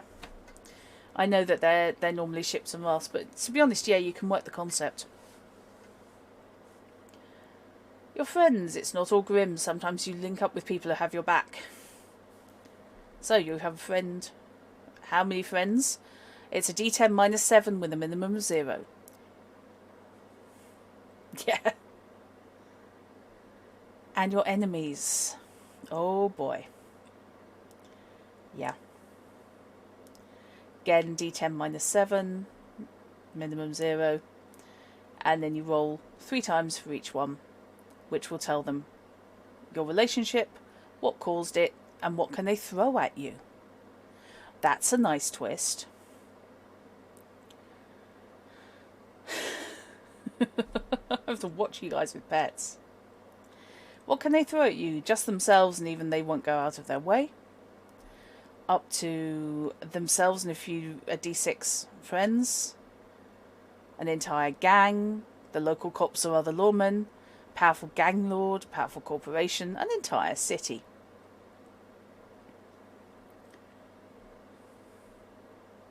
I love that hair. That's awesome. Two lovers are engaged in an embrace and about to kiss. Yes.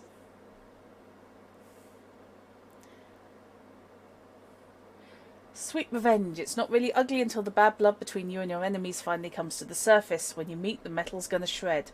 So what's going to go down when they get in your face? What are you going to do about it when your enemies come for you?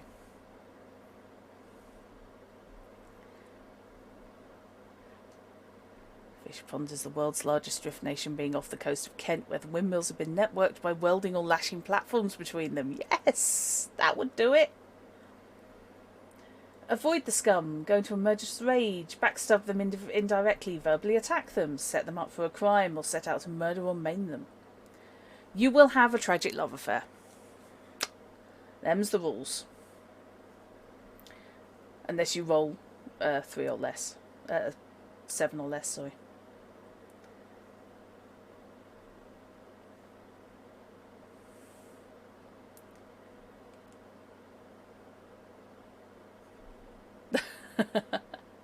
I like the assumption that I'm going to be running a campaign. I'm going to have to run a campaign in this, aren't I? The wrap-up. So many games, so little time. I know! You know your history, your personal style, and your turbulent love life. It's time to wrap all this up by determining what you want out of life. Like, it's just yes. Yes, you will. Right, okay, fine. So your life goals. Get rid of a bad rep.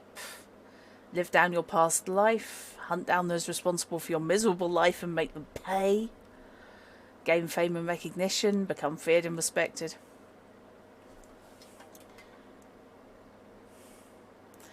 And you also have role-specific life paths. And that, again, is lovely. I am so happy with the hyperlinking there.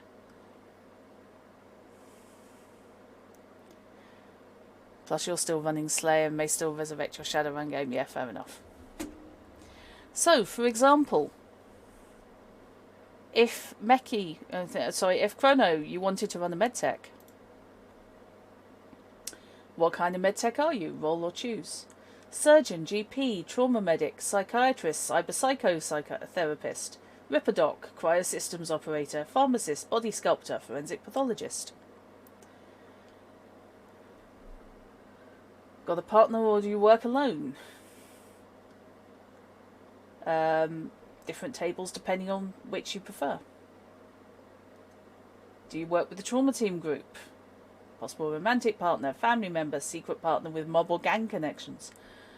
Work alone, what's your workspace like? Which you also have to determine if you have a partner. Sterilise daily in the morning like clockwork. It's not state of the art anymore, but it's comfortable. Your cryo equipment is also used to cool drinks. Everything's possible in single use and stored compacted until needed. Not as clean as many of your patients may have hoped. Meticulously organised, sharpened and sterilised. Yeah. In the slang bit at the start, Meki, all of the slang is explained. But yeah, Ripperdoc is probably a licensed street surgeon. You know, the cyberware may have had one careless owner. That sort of thing. But yeah, the glossary at the start of the street slang it will cover all that stuff. I didn't go through every entry. Who are your main clients? Local fixers, local gangers, corporate execs, local solos, nomads, trauma team. I'm reasonably sure that's been done, Shard. Where do you get your supplies? All of these give you specifics for your character. So you're not just working off the universal life paths, which just give you who this person is at their core. It's as part of your job, how do you work? How do you live? And I love that. I think that's great.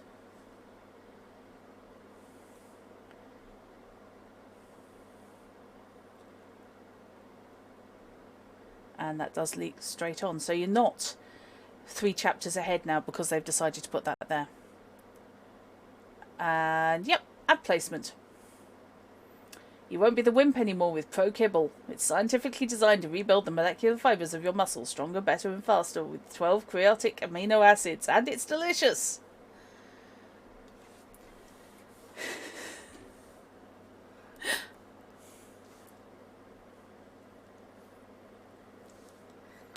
Sidebar for nomads in the city game, yep.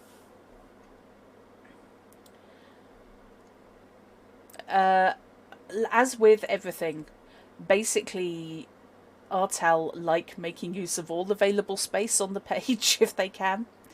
So sidebars are not necessarily flavour text to be ignored in a hurry. They can have rules, they can have important write-up in.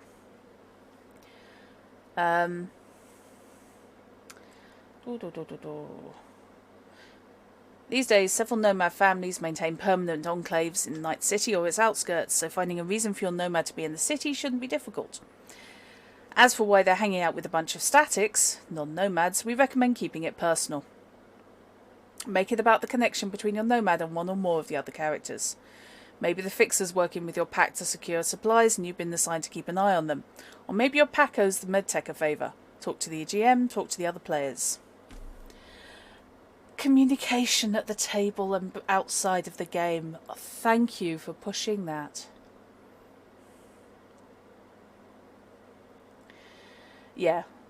I think, having read through both Witcher and this, I think the layout is better in this. But I strongly suspect that as much as anything, that's lessons learned.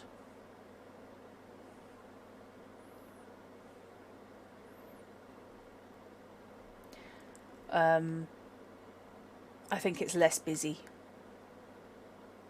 than the Witcher core book. I'll be intrigued to see if that changes at all in any second printing, any second edition that they do, if they do a second edition, which I don't know. Your character's the role that you'll be playing, and the loose impromptu play that makes up a role-playing session. Oh, they've met us.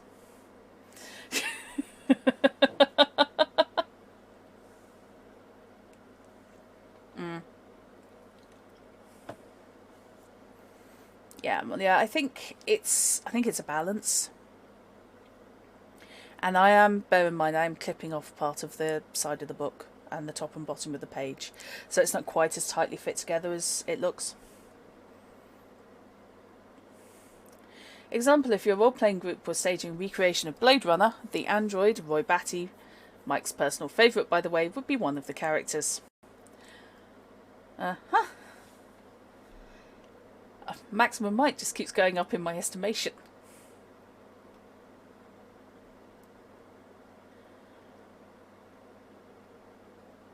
And then we go into talking about the character. Sorry. I'm going to have to turn off these notifications because they are driving me round the bend. If you're laying out for both print and PDF, you have to adhere to page counts and conserve printing costs. Yes, you do. And like I said, I think it's a balance to be had. Hang on a sec. I thought I had muted my... I thought I was in streamer mode, but apparently that is none of my business on Discord. Thank you.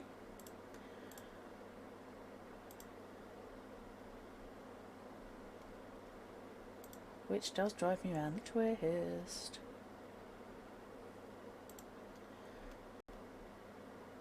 Sorry.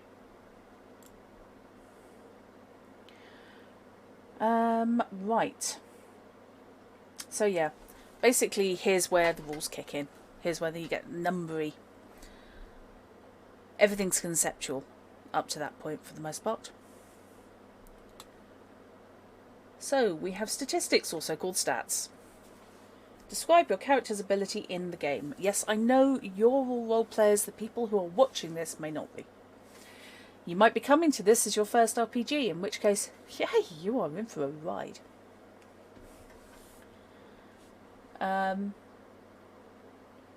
Let's have a look. For instance, a person with a stat of 5 might be better off than a person with a stat of 4, but not as good as a person with a stat of 6. Stats are normally rated 1 to 8, but can go higher.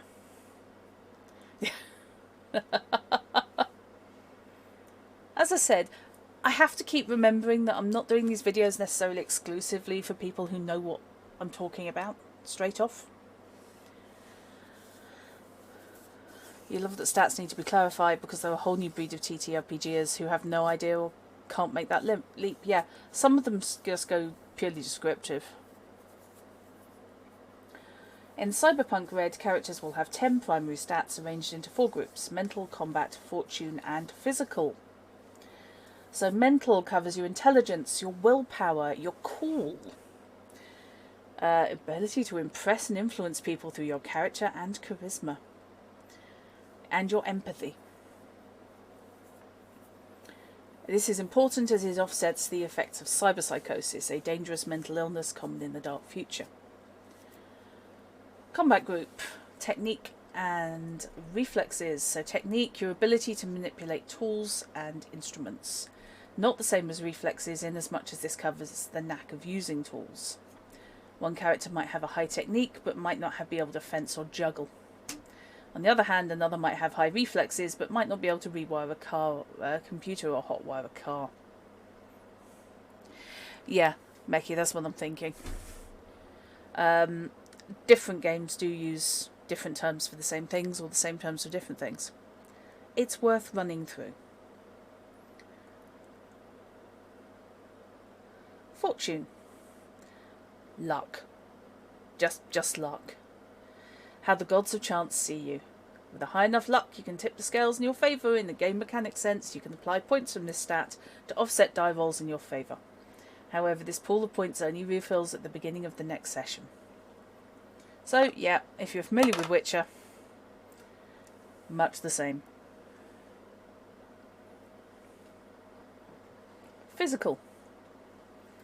Body, your size, toughness and ability to stay alive and conscious due to physical mass, structure or other qualities.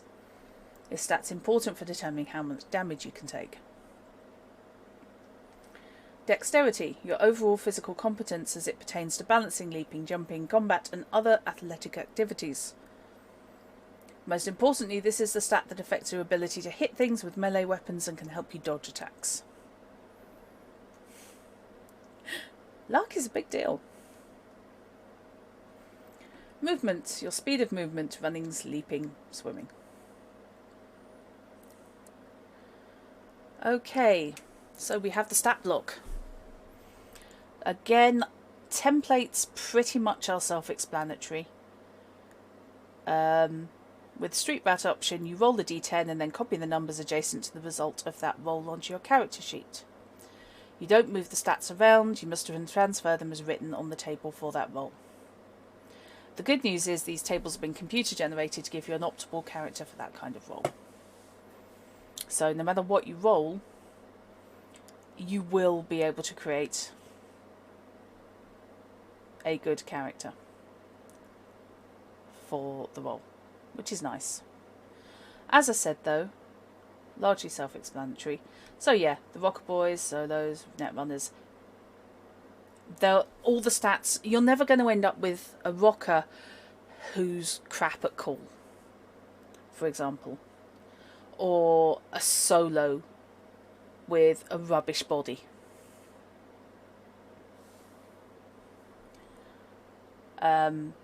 they'll all the stats will be in the vicinity of where you might put them. Edrunners, you again move to the templates for your character roll. This time you roll the d10 for each stat individually.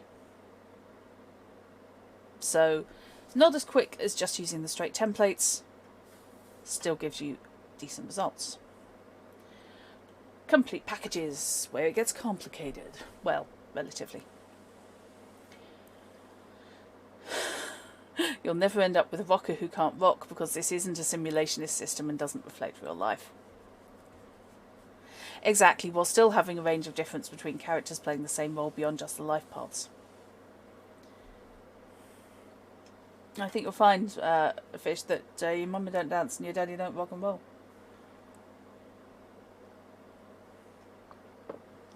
So this lets you build your characters from the ground up, with a pool of character points. It's the most flexible method, but is also the most time consuming. So if you're a novice RPGer, basically if you actually had to listen to the what is a role-playing game and what are stats, you're probably best off with one of the two template methods. Fish, sorry. I apologise. Maybe you are a mediator rocker who can't rock, but you have a damn good media and exec at hand to make you look good. Oh, auto-tune and tech for auto-tuning. So, when using the complete package, your GM will give you a specific number of points with which to generate your character's stats. Normally 62. The only limit is no stat may be higher than 8. Sorry. Yeah, no, apologies there. I did get... Apologise for apologising. Yeah, that's wrong. The only limit is no stat may be higher than 8 or lower than 2, and we strongly suggest that GMs start their players on the starting character rank. But they have covered it so that you can have both higher and lower characters based on the ranking system used in 2020 and 2013. Once again, we caution GMs to stick to the starting character version unless they're positively sure they want to change the play balance. But hey, it's your funeral. I love games that actually talk to you.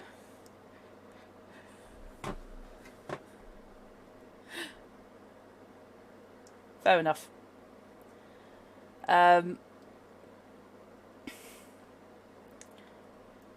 So, yeah, minor supporting character gets 50 points, starting character gets 62, and then you're into major supporting, minor hero, major hero.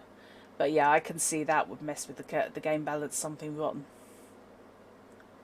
Divide your stat points up between the 10 stats in the block. On average, you should be able to put at least 6 points in each stat with a couple of points left over. Fine-tuning these numbers is a fun part of the complete package option. Hey Fish, they do what you do, which is divide everything equally, and then tweak it from there. Right. We could at this point warn the prospective GM about the various dodges their players will have for creating super characters. But face it, if they want to create a Mondo character, who are we to stop them? You're all big kids now, and if you as GM think your players are getting way out of line, why not just go ahead and waste them? That's the Cyberpunk way. Fair enough. Yeah. Yeah, I did. And I have, and I'm trying not to. Required for everyone, derived stats. So, however you got your original stats, you'll need to calculate 2 more. Hit points and humanity. The thing about characters is almost exactly what you wrote in the original, in the Yobi core book. Yes!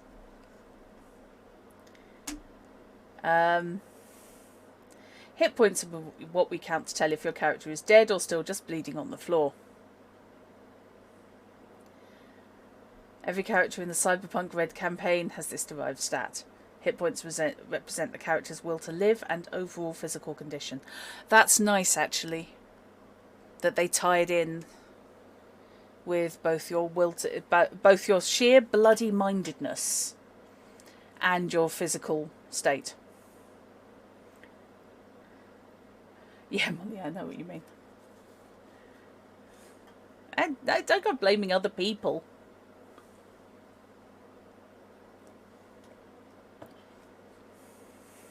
Yep, it is your sheer willpower. It's the I'm not dying today can actually influence how many hit points you've got.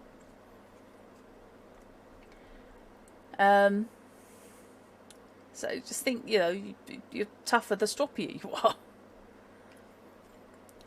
As a character takes damage and injury from external sources, they'll subtract that damage, also described as points, from their pool of hit points.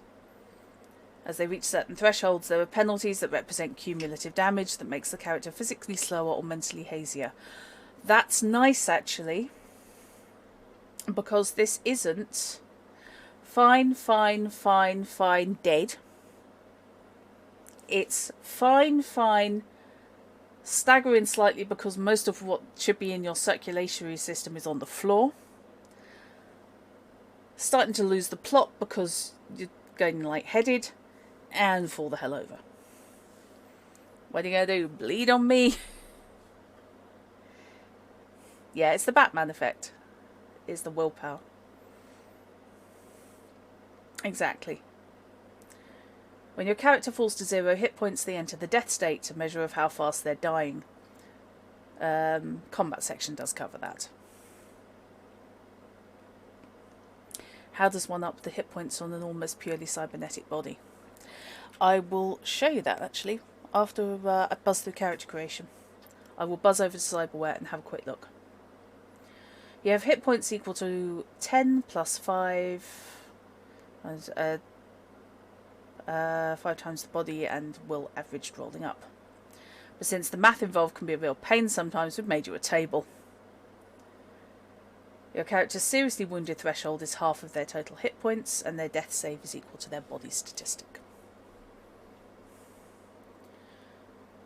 That's nice. Your next step is hyperlinked on. Oh, I like the tabs.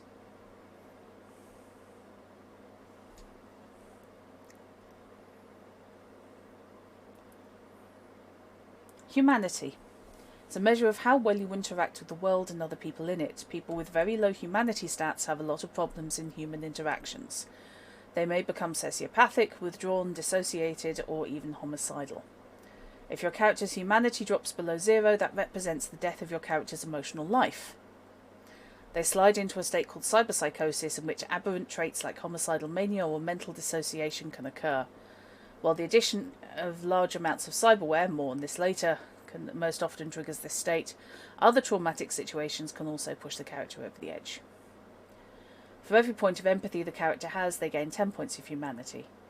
For example, a character who ends with empathy, starts with 5 empathy, will have 50 humanity. And we still have a table. As your character undergoes humanity loss, mainly but not always through installing cybernetics, they lose points of humanity. When you lose humanity points, you'll also have to lower your empathy stat. Sometimes, sorry. This happens every time the tens place of your humanity value is lowered. Oh, that makes sense. For instance, a character with 44 humanity has an empathy of 4 until their humanity is lowered to 39, at which point their empathy drops to 3. Plug these characters into the humanity, hit point, seriously wounded and death save boxes in your character sheet, and we're ready to hit the next stage, skills. Love that art. 2 fighters, each with cybernetics, battle each other in hand-to-hand combat in a pit fight while spectators watch.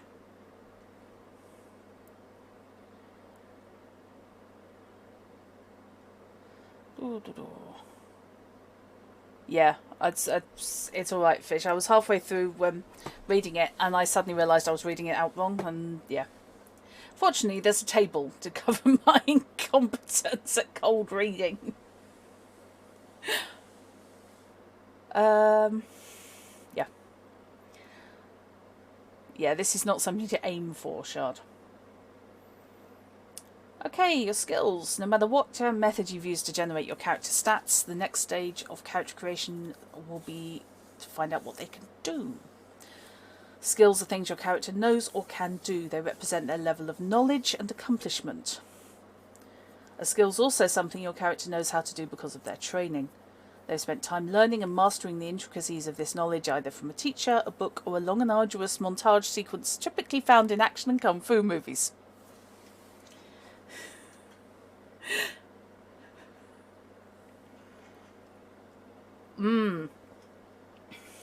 Yes.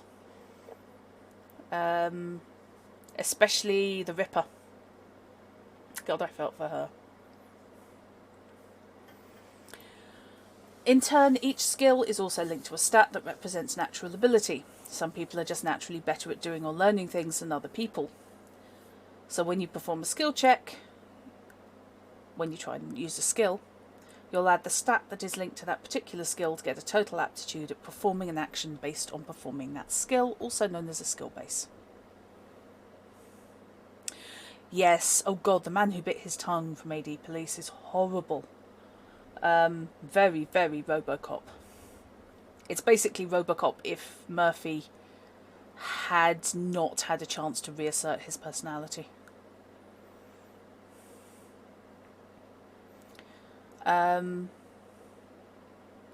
So yeah, again, exactly the same as Witcher.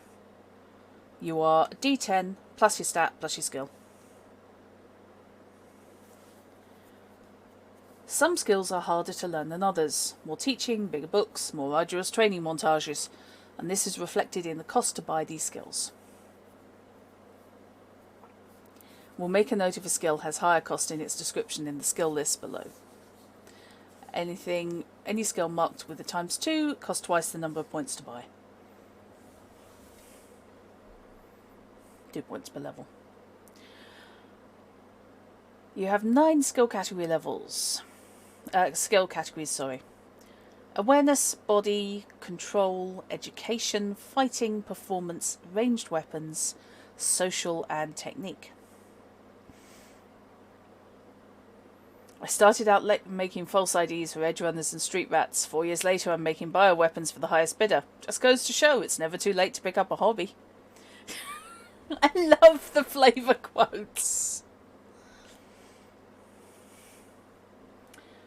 So, yes, we have a complete list of skills with halfway decent descriptions.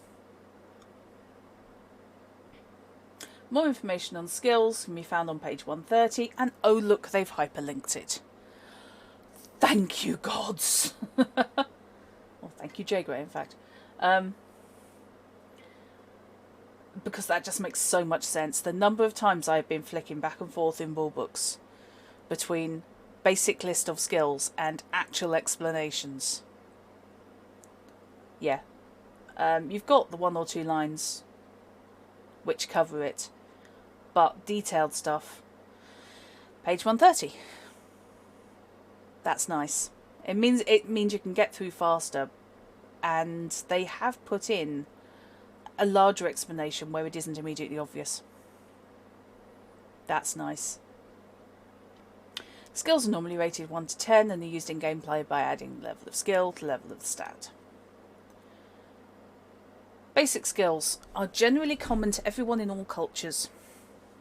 Athletics, brawling, concentration, conversation, education, evasion, first aid, human perception, language, street slang, local expert to your home, perception, persuasion, and stealth. They're assumed to be part of everyone's skill list and must start with a value of at least 2. You also get your cultural language and, of course, your core role, your occupation role.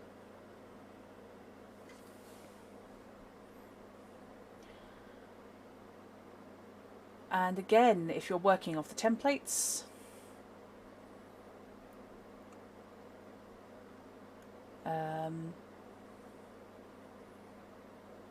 you can just literally just whip the skills straight off there. And that will give you a decent character of your class, of your occupation. I like that they bolded the basic skills. That's nice. For example, Jay is still playing a solo, single-minded, aren't they? The Street Rat solo starts with the following skills at these levels. They also get another language at level 4 based on their cultural origin. If you get, by the way, the PDF version of this, there's your character sheet. And it comes with both a regular PDF and form fillable, which I am so happy with.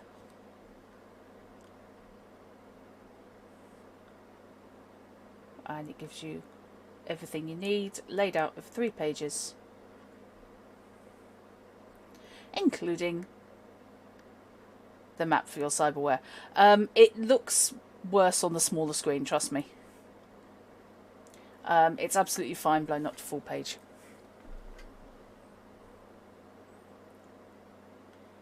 Also, once you start filling in the numbers, it starts to make more sense because it breaks up the lines.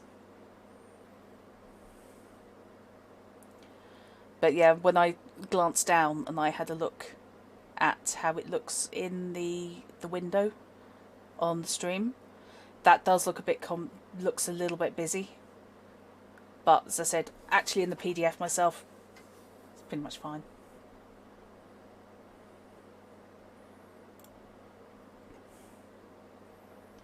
Yeah, red is kind of a common thing here. Right, Edge Runner, pretty much the same. They give a certain number of skills and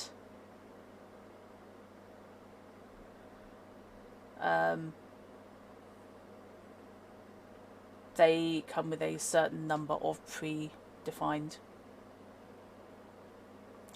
Really tempted to jump on drive-thru and get this now. I can understand that, Chrono. They've done a hell of a job on it. And God knows when we're going to get the physical copy in the UK.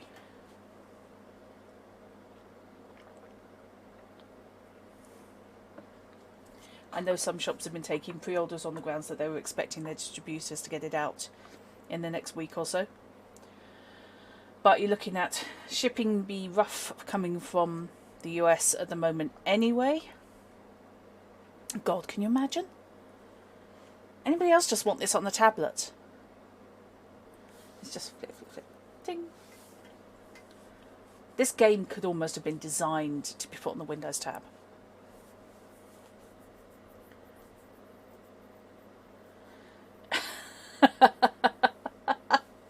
Get your kids to flip the pages in lieu of hyperlinks. Yeah, I can see that. A cyberpunk game designed for cyberpunk tools. Okay, complete package. You get 86 skill points to raise any skills you want. And unlike Edge Runners, where 20 points have already been inserted into roughly occupation appropriate places, you can put them anywhere you like, apart from you must have your basic skills at least 2. And no skill can be higher than 6. Yeah, I will go with that fish. Elements of Eclipse Phase remind you of Cyberpunk.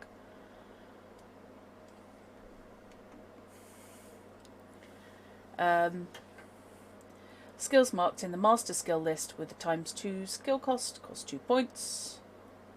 Don't forget the 4 levels of language you get free based on cultural origin. And when you're buying to start with, it is on a 1-for-1 level basis.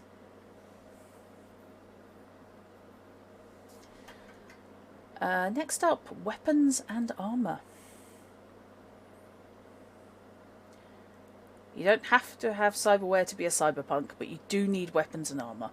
In the dark future of the time of the Red, there aren't many convenient cops around to cover your butt when things get sticky.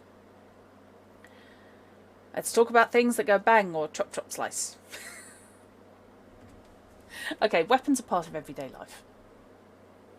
With only a few cops on the street and lots of heavily armed and armoured miscreants roaming around just itching to reduce you to saleable parts. Oh, that is a thing, by the way. It's no wonder that everyone you meet's probably packing.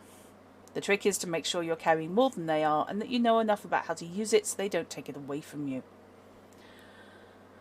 Okay, so weapon categories. Melee. Swords, axes, clubs and hammers, etc. Ranged weapons, things that are fired, shot or thrown. Exotic weapons, melee or ranged weapons that are specialised and don't fit the above. Okay, that's fair.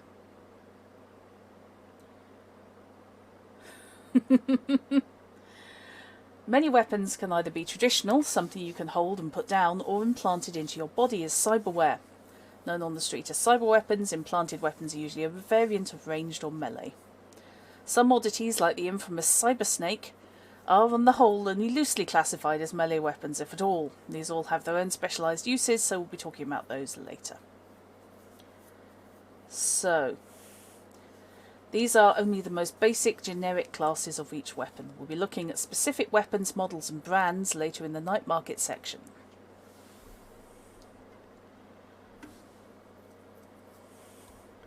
So, I'm going to gloss over the weapon ratings, which is just type, number of hands required, damage, rate of fire, can it be concealed, and what does it cost.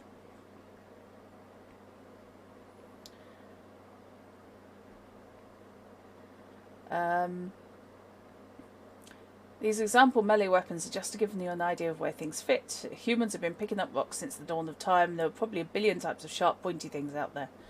We suggest if you don't really know where that bronze Egyptian khopesh you just took off the body of that Euro Solo fits in, ask your GM to make the call.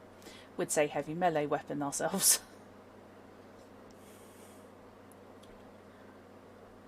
Again, like the artwork. Weapons by Adrian Mark. Very much like those renders. Ranged weapons. These are things that can shoot. Guns, lasers, rare. Gyro jets, rarer still. Even the little hand crossbows those idiots in the Road Warrior gangs like to wave around. If something comes out of it, traverses a distance and causes damage at the end of that trajectory, it's a ranged weapon. That is the single best description of a ranged weapon I have ever encountered.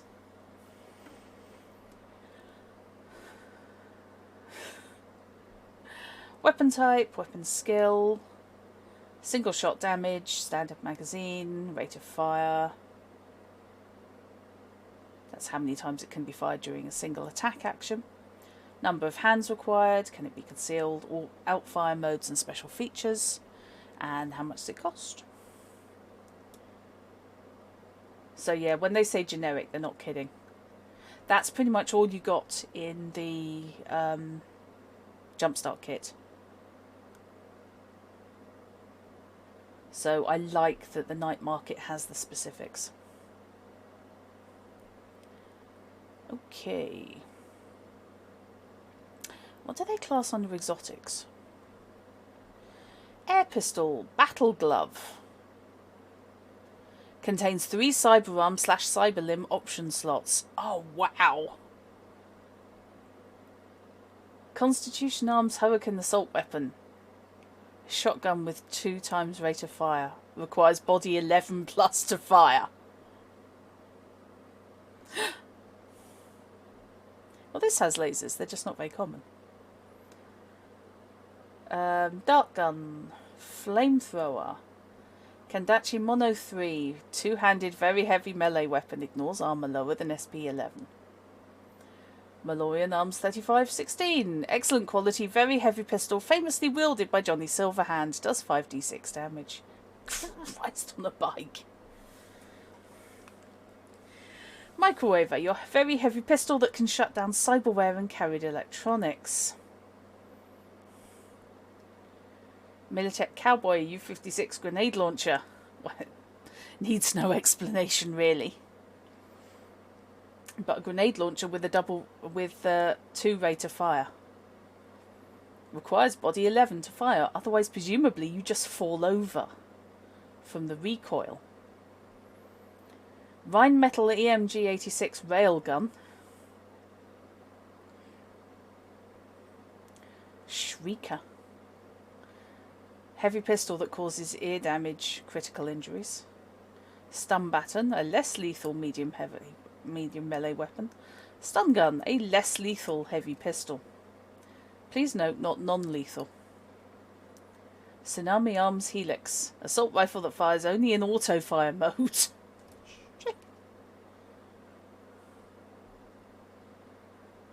Oh, that's nice. You can pick a weapon from a Chromebook and call it a classic because it would be over 20 years old now. Yeah, and I think most of them will still fit. Armour, because only an idiot stands there and takes getting shot. If everyone's armed, it makes sense to get armoured. Don't be an idiot. Match your armour to your situation. If you're pulling a bodyguard job at a charity ball for an exec, you'll just embarrass yourself and your employer if you turn up in full riot gear. Sure, I've got a set of flak that makes me look like I'm going to war, but I've also picked up a Duraweave fibre business suit from Takanaka even. Pre-war tech makes me look like I belong in a corporate HQ, but it can stop pistol fire dead. Exactly, the M1911 is called that for a reason, still in use.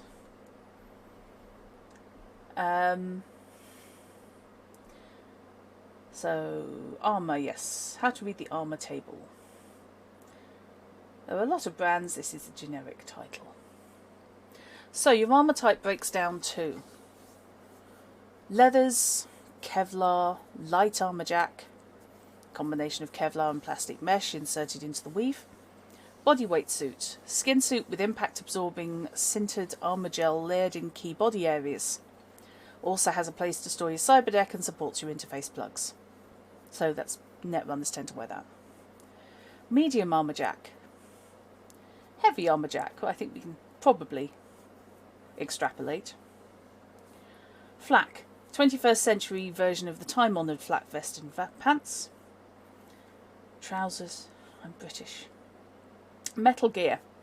Will stop almost anything, but you're going to be easier to hit than a one-legged bantha in a pothole race.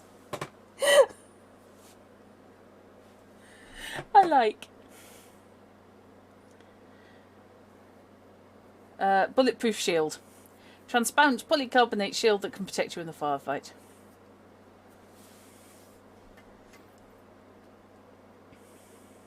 So, each of them, we have a description, each of them has a stopping power, so that's how much damage they will stop getting through to you. And what penalties they cause for being big, heavy and hard to move in. So, leathers, Kevlar, light armour jack and bodyweight suit, no penalty whatsoever. I mean, you can go up to 11 points of stopping power without a penalty. Medium armour jack gives you -2 reflex dex and move, as does heavy. Flak goes up to -4 reflex dex and move. Metal gear, -4 reflex dex and move. Yeah, you'd be standing there basically going, I'm fine, just stand behind me, it's okay. And bulletproof shield, no penalty, but it does always take up one arm.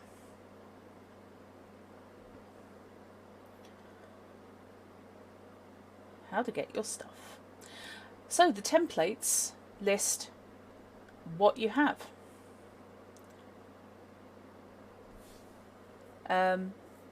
Which is nice per character. So you will start with, if you're a rocker, very heavy pistol, ammunition, heavy melee weapon or flashbang grenade, tear gas grenades, light armour jack and the light armour jack head armour. Trying to reconcile armour types with bag lady chic. All you can think is an engineered newsprint layered with lacquer to form a hard shell. Bear in mind, you can have, you know, an armour jack cardigan if you want.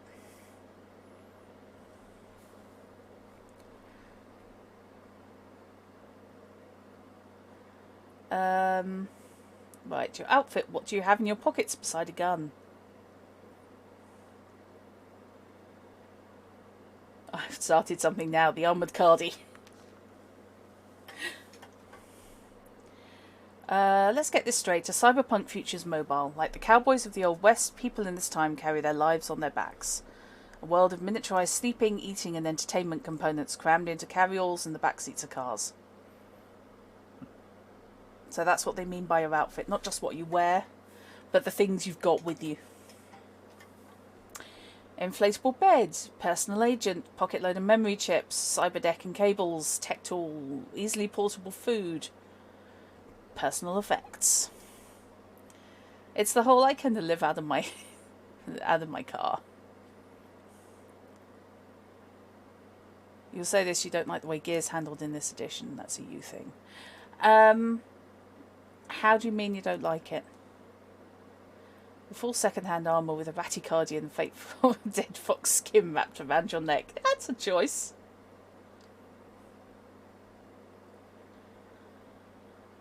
So, at this point, we're not going to worry about any of the other stuff in your life, your home, your rent, how you make enough scratch to pay for kit bag of kibble product number 19.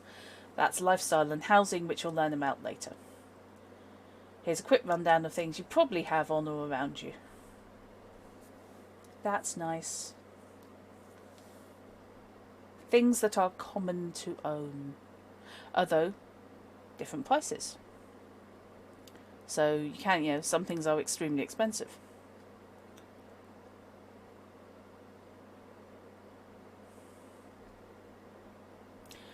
Okay, let's skip on to complete package.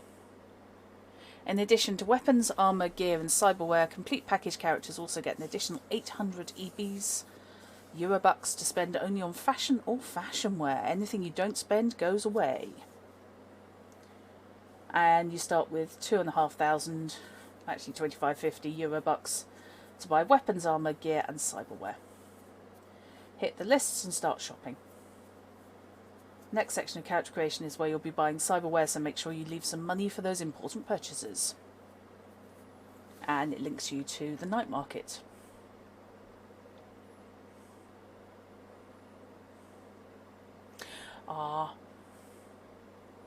Fair enough. Have you had a look at the night market stuff yet? Hide your mic radio in the Fox for a discreet communications kit. Easily stolen.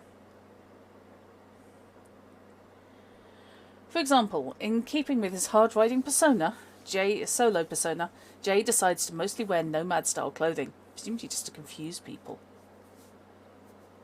Nomad leathers bottom, nomad leathers top, nomad leathers jacket, footwear, mirror shades, emp threading, fashion wear. That's nice. Okay, you'll sort out your lifestyle and housing, which partly comes off your role. At character generation, if you aren't an exec, you'll start off living in a rented cargo container. The first month's rent and kibble are free, Jumbo, but you owe 1,100 ebb on the first of next month, or you're getting evicted on the second.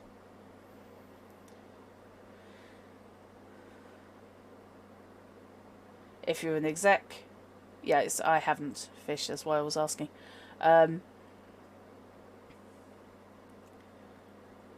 If you're an exec, you'll start off living rent-free in the corporate connapt in the corporate zone and living a comfortable, good pre-packed lifestyle, which is already paid for this month. You don't have to pay rent because you're better than other people, but maintaining your good pre-packed lifestyle will run you 600 ebbs on the first of each month. Nomads have additional housing options due to their motor roles. Right. Time to buzz through cyberware.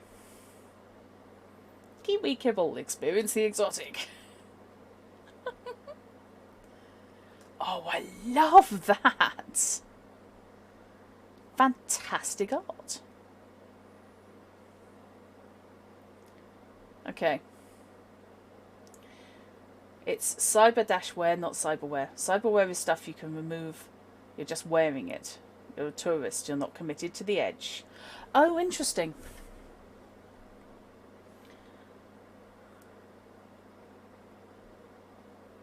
When you get it installed, you're making a major commitment. You're replacing or enhancing something you were born with. Right.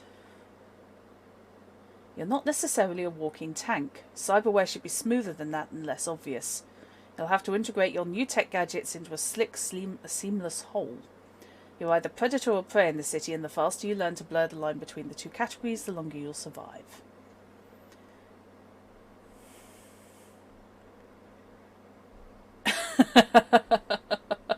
Well done, Becky. It's hip and aware to have high-tech grafted into your body somewhere. If you can afford it, you probably have at least a couple of enhancements, a few chips, and... lost the plot there. A few chips installed in your nervous system to interface with your computer, remember your appointments, and improve your cyberwar reflexes. If your job involves some kind of security or combat function, and most occupations in this time have at least some kind of combat aspect, you probably have 2 or 3 types of combat chipware, as well as plugs for a smart gun. As a solo, you may have had an arm or leg replaced with a cyber limb, allowing you to hide a variety of tools and weapons, as well as giving you an edge in strength and speed. Okay, so you're going to want to get your hands on the best of this exciting and expensive tech, and expensive is the word. The average enhanced character with, say, 2 cyber eyes, targeting scope and IR enhancement, pedware, 1 super chromed arm with a .25 cal submachine gun, interface plugs and chipware for brawling, driving and first aid is an investment of thousands of Eurobucks. If you can even find all that hardware. There was a war, and some of the best stuff's been hoarded or just plain torn apart in the corporate battlefields. Of course, the ambitious punk already knows at least 25 ways, most of them illegal, to raise that kind of paltry sum, and they have the connections to get them in the night market. But before you start loading up, there's a catch. Now, cyberpsychosis is something that I think is sometimes handled badly, so I'm looking forward to seeing how it's clarified here.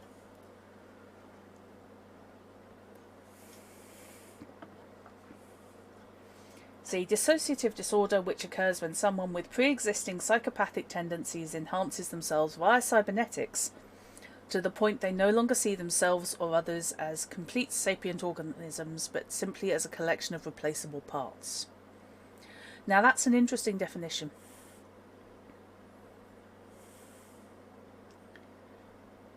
Yeah. I haven't read much in 2020 because I didn't want to confuse myself between 2020 and Red. But I know you own the books. Simple clarification was sufficient, and that's what they did. Yeah, exactly. Common symptoms of cyberpsychosis include lack of self-preservation, complete disregard for others, poor impulse control, and explosive outbursts. Let's get this clear from the start. If you already have these underlying psychological issues in-game represented by very low empathy, you are more likely to be a candidate for cyberpsychosis. Installing cyberware isn't the only way to edge towards this mental explosion. Strong and/or horrific events and situations can also wear down your humanity. And unfortunately, edge runners deal with these sort of situations on a regular basis. This is something your GM controls. They oftentimes may attach a humanity cost to an event or situation. Like when you stumble across a pack of scavers eating a baby, humanity loss of at least 6 points right there. Yeah, okay. Practicing safe cyber. Not all cyberware and augmentations contributes to cyberpsychosis. In the time of the Red, people who lose parts of themselves or were born without parts have the option to buy medical-grade cyberware, which functions only as a replacement and has no humanity cost. Exactly, Fish. In OB terms, yeah, emotional response role for fitting cyberware. Medical implants are treated the same as long as they have a therapeutic use. Similarly, people undergoing gender affirmation surgery or other forms of therapeutic body modification choose to use body sculpting, which has no humanity cost. Only cyberware used to replace perfectly functional body parts or enhance the body beyond the human baseline can push someone towards cyberpsychosis. Even then, there are some therapeutic options available. I personally would say no, Shard.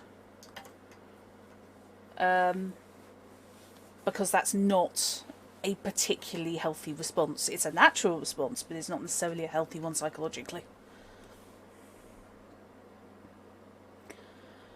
And there is a specific department who hunt down and capture/kill cyber psychos. If anyone remembers the launch trailer for this, the announcement trailer, the very early one with the lady with mantis blades sitting in the middle of a street. The people who bring her down, or who have brought her down, are the Psycho Squad. And interestingly, right at the end of that, it's implied quite heavily that the reason she's been captured rather than killed is that she is too.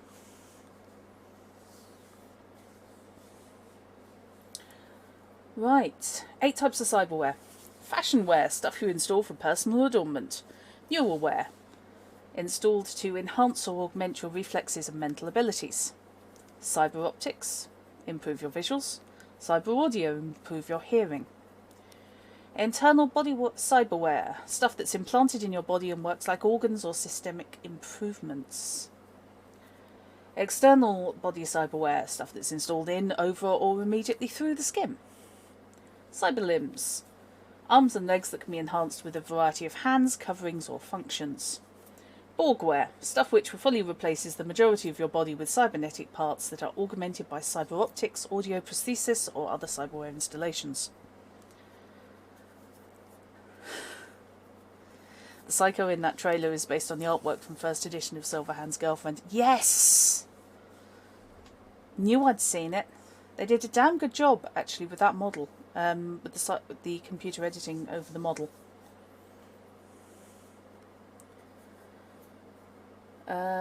So, all cyberware is defined by 5 factors: name, install, data, cost, and humanity loss.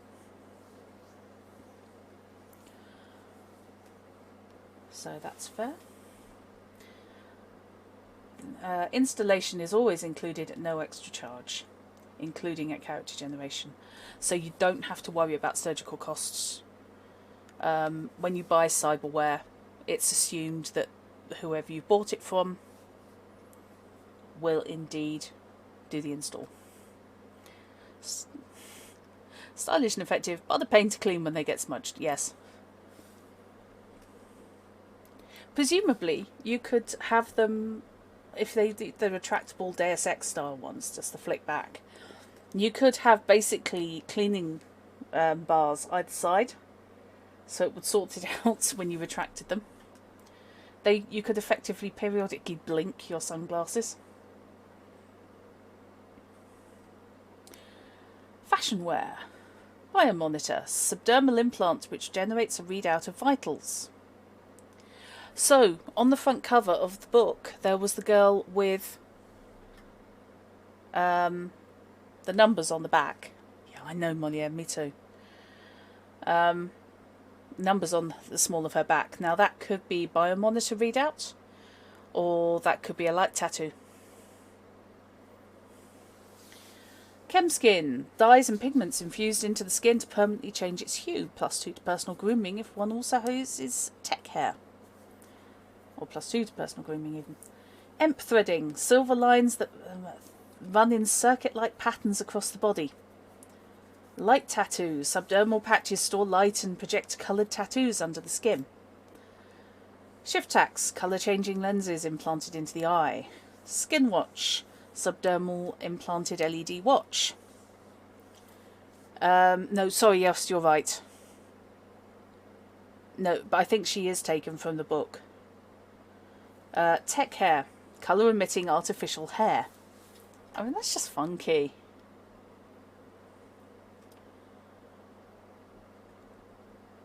Neural wear, brain dance recorder. Sim memory is a thing.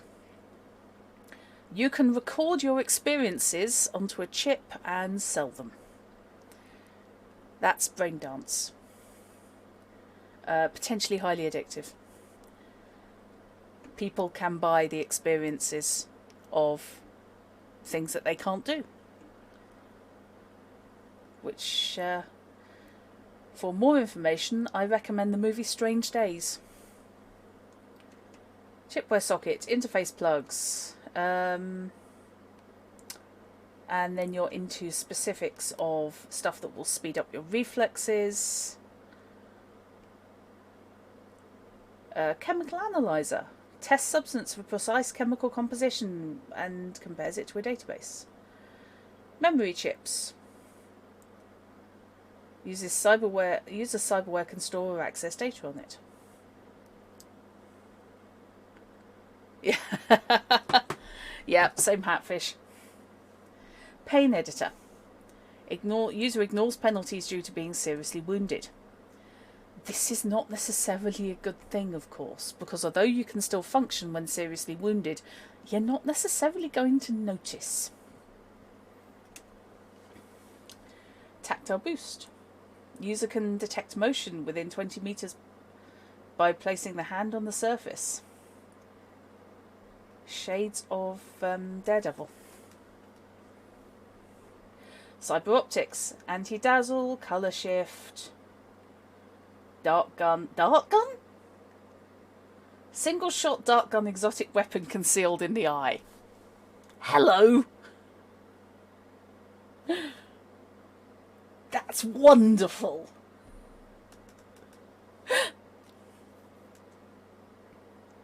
Yeah, when looks can kill. Image enhancement, low light, micro optics, micro video. Records audio and memory to memory chip or linked agent. Requires a cyber eye and takes 2 option slots. Radiation detector, targeting scope. Teleoptics and virtuality. Projects cyberspace imagery over users' view of the world. Oh, wow. And hearing is not negated. No, nothing so simple as enhanced hearing. Amplified hearing, audio recorder, bug detector. Homing tracer. Can follow the link tracer up to a mile away. Internal agent. I nearly said that's an infernal agent, which is something else altogether. Agents being your everything, your computer, your mobile phone. Limited AI runs your life. Level dampener, radio communicator, radio scanner, a music player, radar detector, scrambler, descrambler, and voice stress analyzer. Oh, and we're still going. Internals. AudioVox, voice synthesizer, contraceptive implant. Well, why not? Enhanced antibodies, cybersnake. Esophagus mounted very heavy melee weapon can be concealed. Esophagus mounted even. Yeah, that's not necessarily one I'm talking about on stream.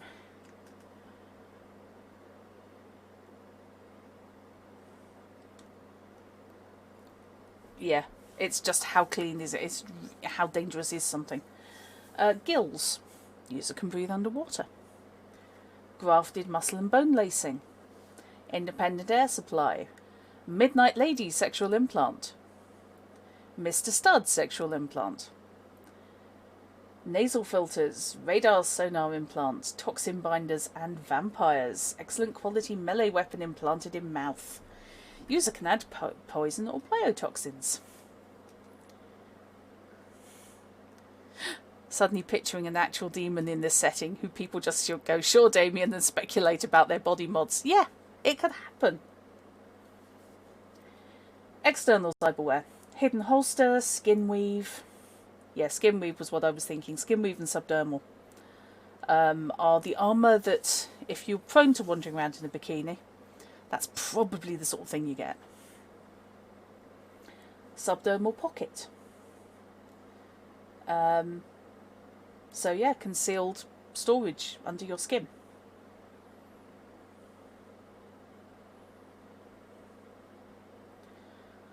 And then you're into cyber limbs, where the fun is. Big Knucks, armoured knuckles. Cyber deck. You can have your cyber deck installed in your cyber arm. Grapple hand.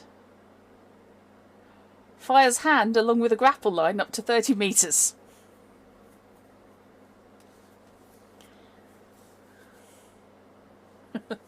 Nice body, thanks, it has pockets. Yes, exactly. You're getting into the fashion thinking now. Med scanner, pop-up grenade launcher, pop-up melee weapon, pop-up shield, pop-up ranged weapon, quick change mount, allows user to remove or install the cyber arm as an action. Well, yikes. Presumably that's the twist fit. Do you have a bayonet fitting for your cyber arm? Gonk. Rippers, carbo glass claws. Can be concealed. Now, can be concealed means basically they're turreted, effectively, and they can be withdrawn. So anything that says can be concealed isn't permanently flapping around. Scratches. Carbo glass fingernails. Shoulder cam. Slice and dice. Monofill whip implanted in the thumb. Subdermal grip. Allows users to use a smart gun without interface plug. Tech scanner. Helps diagnose broken tech. Tool hand. Fingers contain screwdriver, wrench, small drill and other tools. Wolvers. Long claws extended from the knuckles.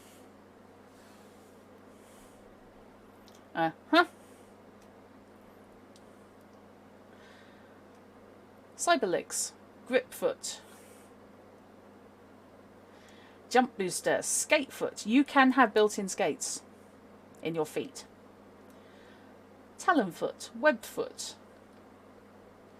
So you can have talons and you can have an enhanced ability to swim.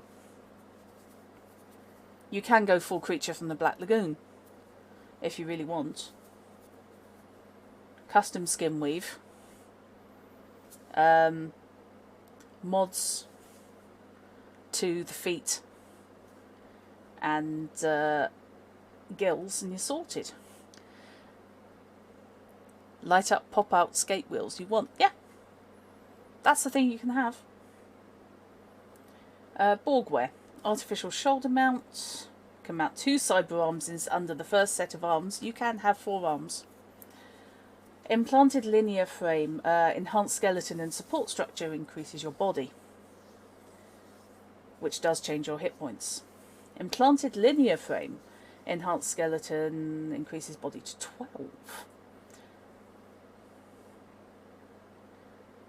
12. Multi-optic mount. User can mount up to 5 additional cyber eyes. And sensor array can install up to 5 additional cyber audio options. This is just a kind of whistle-stop tour for the sort of thing that you can have installed, and it's not rare, it's common. So many people have cyberware.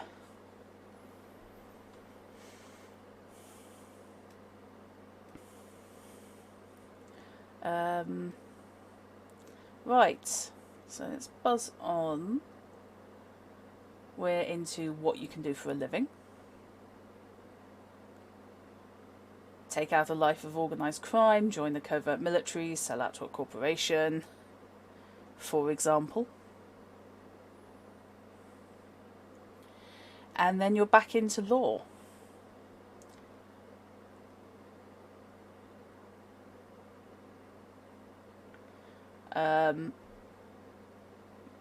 Which the stories are really good. I have had a look at those. Getting it done, the basics of resolution. Right, so now you're into the actual rules. Distance and movement, time and initiative. Like most games, it has 2 ways of measuring time. The first, role-playing time, moves just like it does in real time. The second combat time is more exacting. Each turn is 3 seconds. You wonder if there are any flats in this setting that aren't part of a cult. How do you mean?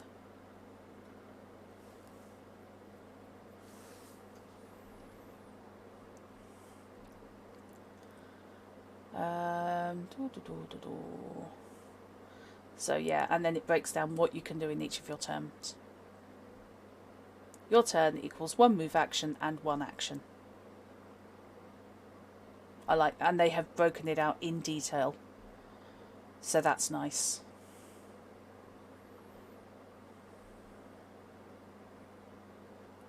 What is a skill? We know, but happy for you to tell us again.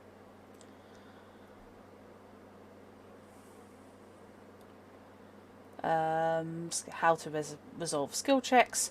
Basic difficulty values, which every GM finds extremely useful. A simple task most people can do without thinking, but might be hard for a small child, has a DV of 9, difficulty value of 9. They would be the Neo-Luddites, Shard. Most people would probably have something, if only fashion wear.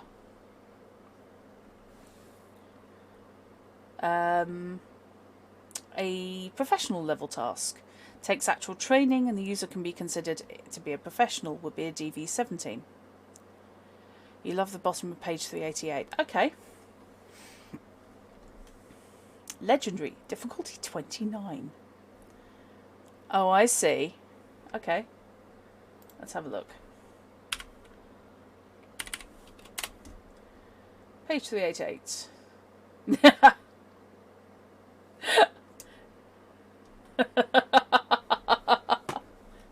Paranoia? Am I thinking, fish? Keep your Minimi 10 handy. Paranoia is important in the Cyberpunk run.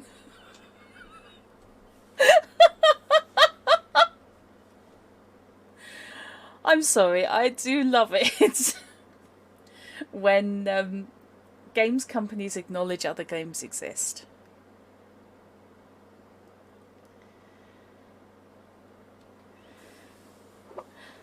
The thing is, some of the things like fashion wear mechie are cheap, really cheap. So stuff like implanted watches, they've probably got. Paranoia is important in the Cyberpunk one. Players shouldn't be able to tell who are the good guys and who are the bad guys just by looking at them. For those wondering about RPG, Paranoia had the tagline, "Trust no one, keep your laser handy." Yes. So that's very much into the running Cyberpunk. And it's always nice to see recommended books and films. Cyberpunk filmography. Oh wow, Overdrawn at the Memory Bank is in there. Excellent! Robocop 1 and 2. Road Warrior. Akira, obviously. Appleseed, yeah. Blade Runners.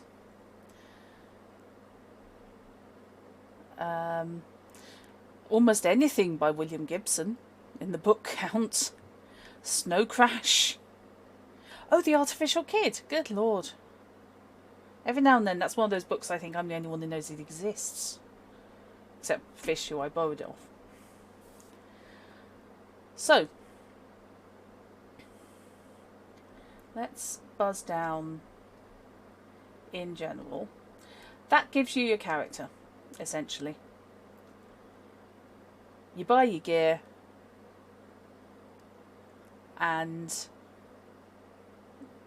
your stats and your skills, and you do that and you can take your character out for a spin. We then have the Friday night firefight, which is how combat works.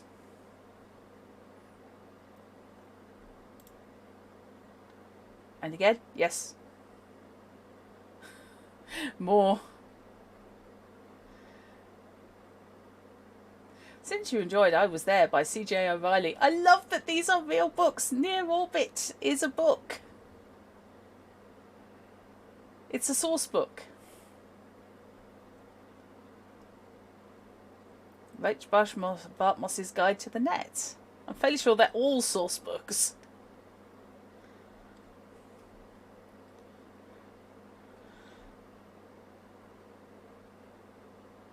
Okay. Yeah. And I'm 90% sure the Enforcer's Handbook is.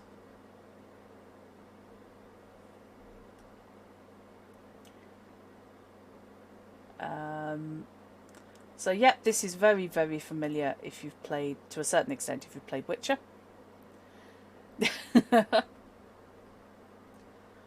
When combat starts, everyone rolls initiative, which is reflex plus a d10. Then again, we get the breakout that it just explains what your turn equals, what you can do on it.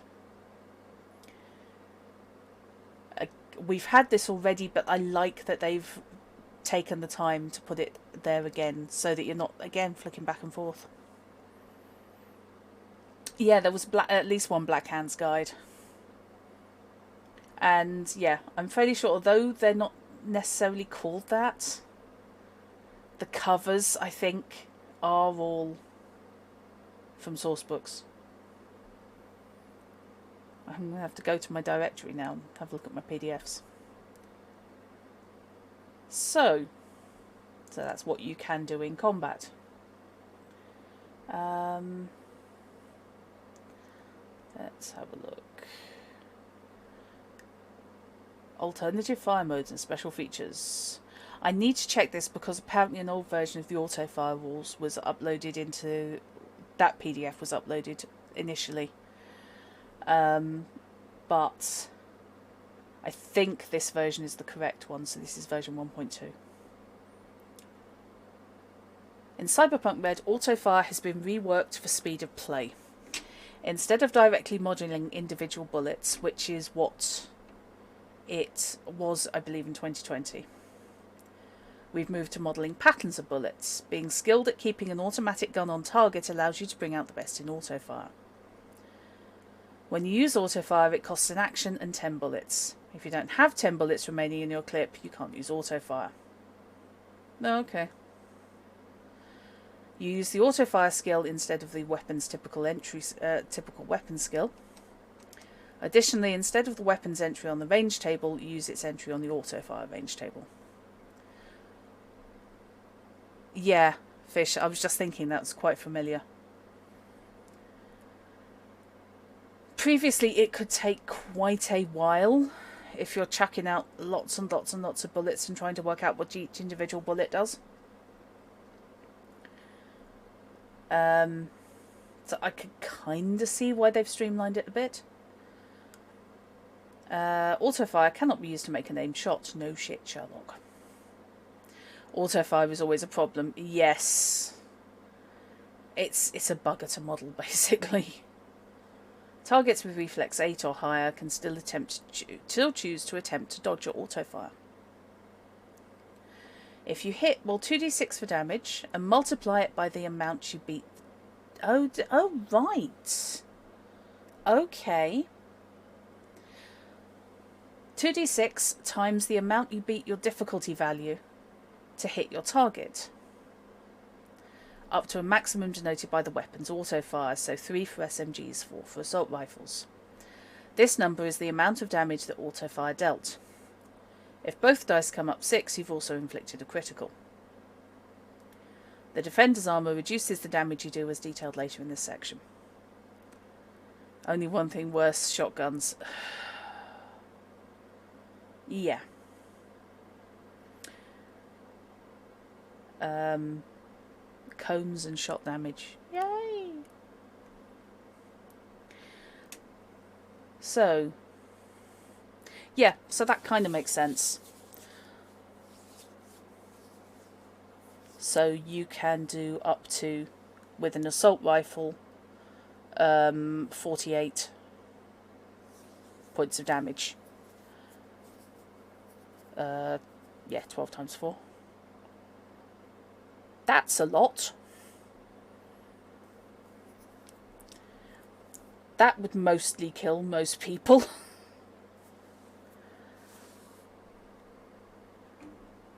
Yikes. And this, children, is why people wear armour. Example, Royal is backed into a corner by a particularly large nude booster gangs seeking revenge for what happened last week.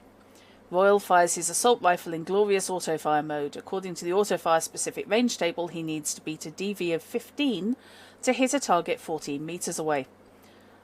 Royal rolls a d10, gets a 5, and adds his 8 reflex and plus 6 autofire skill, for a total of 19. Since he beat the autofire DV by 4, he rolls 2d6 for damage, getting 10, and multiplies the results by 4, the amount he beat it by, for a total of 40 damage. Ouch. Hopes this one has skin weave.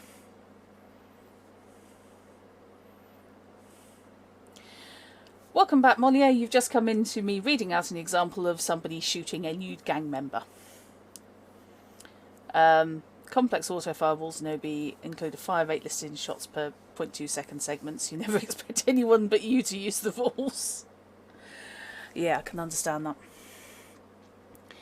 I think you either have to go absolutely forensic, tiny detail, or you have to accept that you're just going to have to work out some kind of streamlining. And I think this isn't a bad way of doing it, to be honest. By the way, the nude booster gang, nude is a style choice.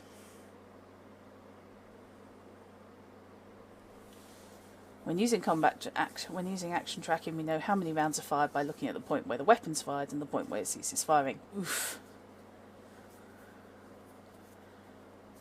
Yes, nude is a style choice, hence skin weave and dermal armour. It's kind of intimidating. I think if you're also not having blue woad-like subdermal light tattoos, I think you're probably missing something. Details that aren't an encumbrance, they're a way of life. Saves on clothing expenses, but your cost for sunscreen implants rocket. Ah, it's where you have the full body replacement. Okay. So, we have lots more options for melee combat. Ruining someone's day they have put a lot of effort into, and that is one of my favourite illos in the book. That is a dude who's having a seriously bad day. Do I see talon feet?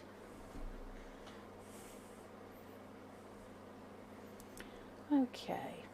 Other ways to get hurt besides guns and sharp things. Being on fire. Drowning and asphyxiation. Electrocution. Exposure. Falling. Poisons and drugs. Radiation. Good lord. Okay. So, oh my god. Oh right, okay, just for a second I thought we were going to be on improvised weapons when I saw dismembered arm. These rules require you to hack Partitsu into the game, nowhere near enough martial art forms available. Yes! Actually, I think this would handle it. Might need some tweaking, but I reckon we could work it. Vehicle combat, because sometimes you want to go full road ganger. We have rules on vehicle-to-vehicle combat. You can Mad Max it. And also, for those of you who are into the verbal ends of things, reputation, another kind of combat.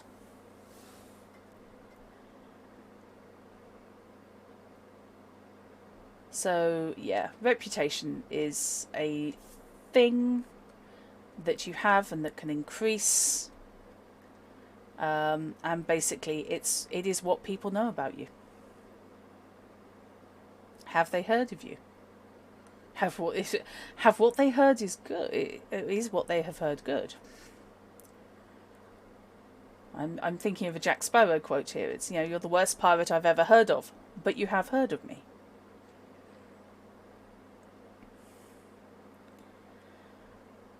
Net running, I think it's almost its own section, to be honest. Its own look.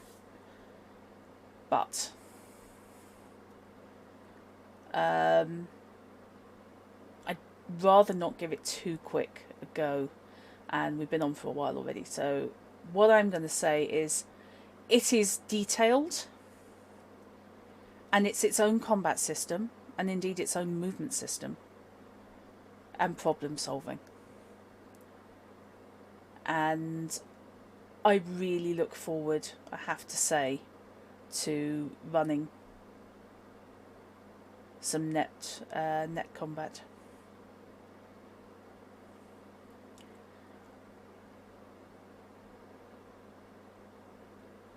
You see what I mean? It is a huge thing. I can understand why this wasn't even hinged at in the Jumpstart kit. Now I'm thinking of a full martial arts scene between well-armoured but weaponless combatants that could take forever. Well, yeah. Could do. Trauma team, because you're going to get shot a lot.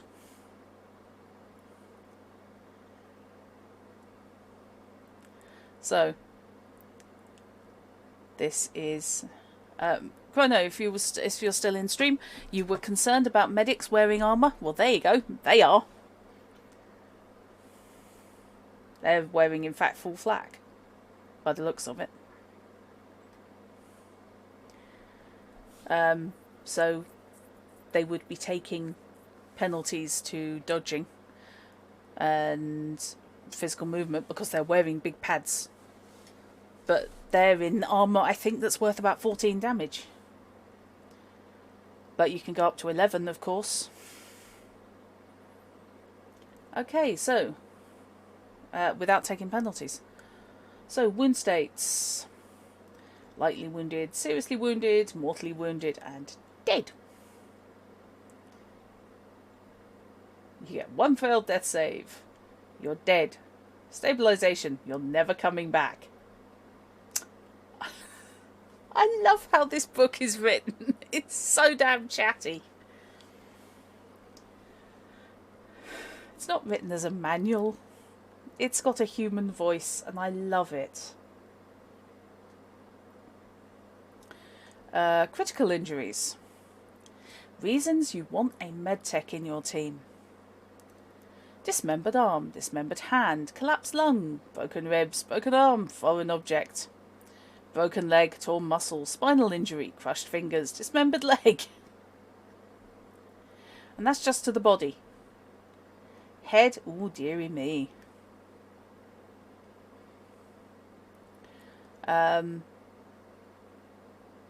So yeah, it tells you whether you need a paramedic, surgery, quick fix to resolve the criticals.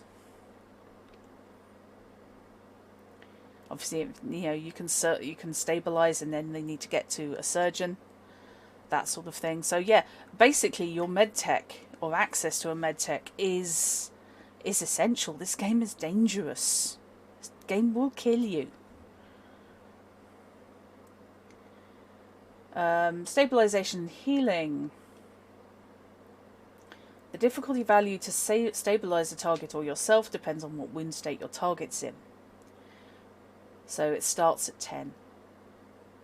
Mortally wounded is difficulty value 15. Takes an action and is rolled tech plus first aid skill or paramedic skill plus a d10. I'm stabilized now, what?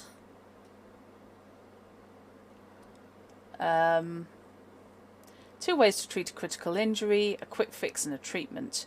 Depending on the severity of the critical injury, either option may not be available. A quick fix will remove the injury effect for the rest of the day. Each attempt takes a minute. You can quick fix yourself. A treatment removes the injury effect permanently.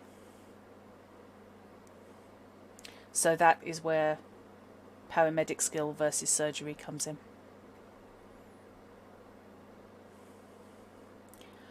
I like that. I like that a lot.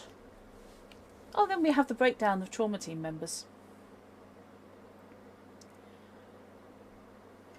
Trauma team, Silver or Exec. As demand for their services rose, the trauma team changed their funding model to reflect the times, offering 2 levels of service for their clients: Silver and Executive. Silver members are charged for treatments requiring surgery equal to the cost that they would be charged at the hospital.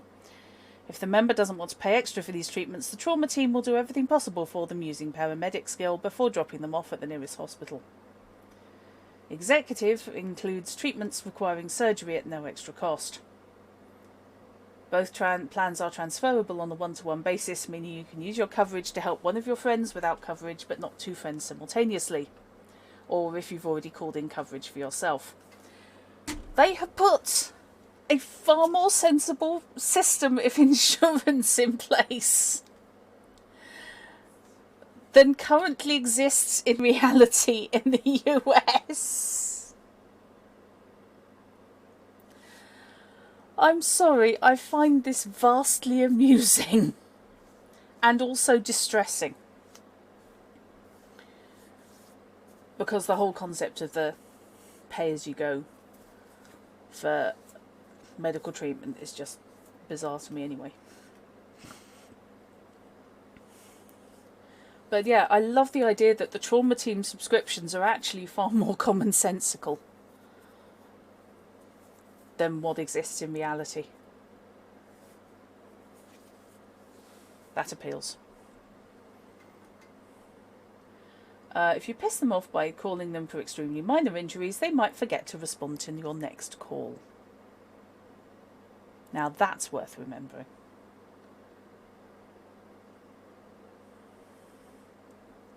Registering your trauma team card on an agent with a linked biomonitor will allow your agent to call the trauma team on your behalf during a firefight without you needing to take an action to do so.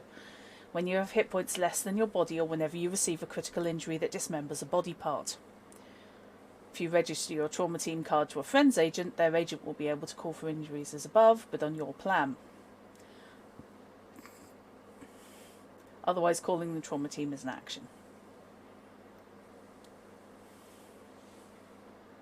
I like this. Sensible people will fork out for a trauma team sub.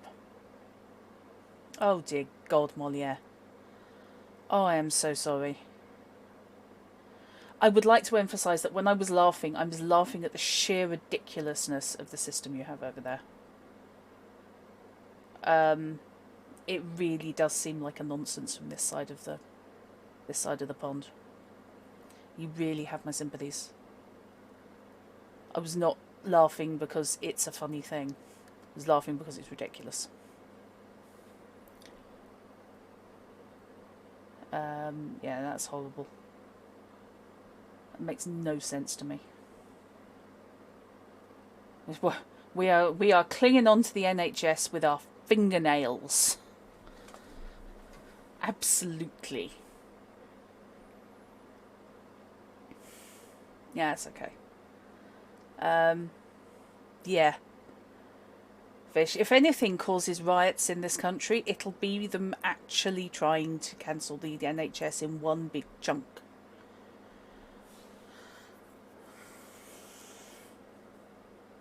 Yeah, I can see that. Next thing to go once they finish with the BBC. Yeah. How much are pitchforks and torches these days? Right. Okay, so, found cyberware. Cyberware reclaimed from cadavers has a resale value on the market, if it's properly harvested. Only a medtech is capable of harvesting cyberware.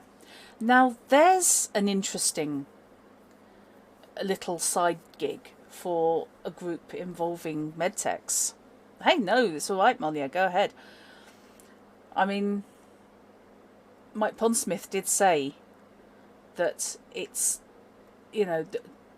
Cyberpunk was not supposed to be the goal. It wasn't a model for the future. And yet, here we are. And I can't decide if their timing in releasing is just astounding or appalling. And that's nothing against Artel. they couldn't see this coming. But something that should be speculative now just seems incredibly contemporary.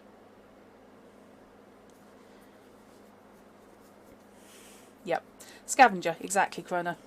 Like in Battle Angel Alita and Hello Mark Sam. Of course it's legit. It fell off the back of a cannock.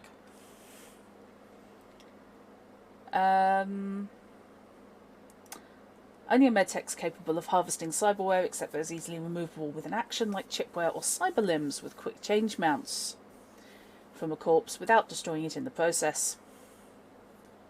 At which point it potentially could be sold, but you're looking for, to sell it for parts or repair.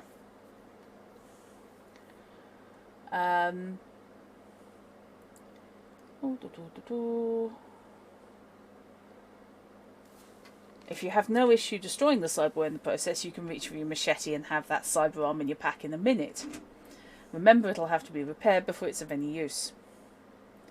While the cyber installation of any cyberware you purchase is part of its cost, there are many reasons why you may still want to do your own installation surgeries off the grid, i.e. privacy.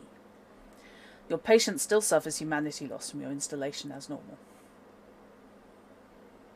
Body sculpting.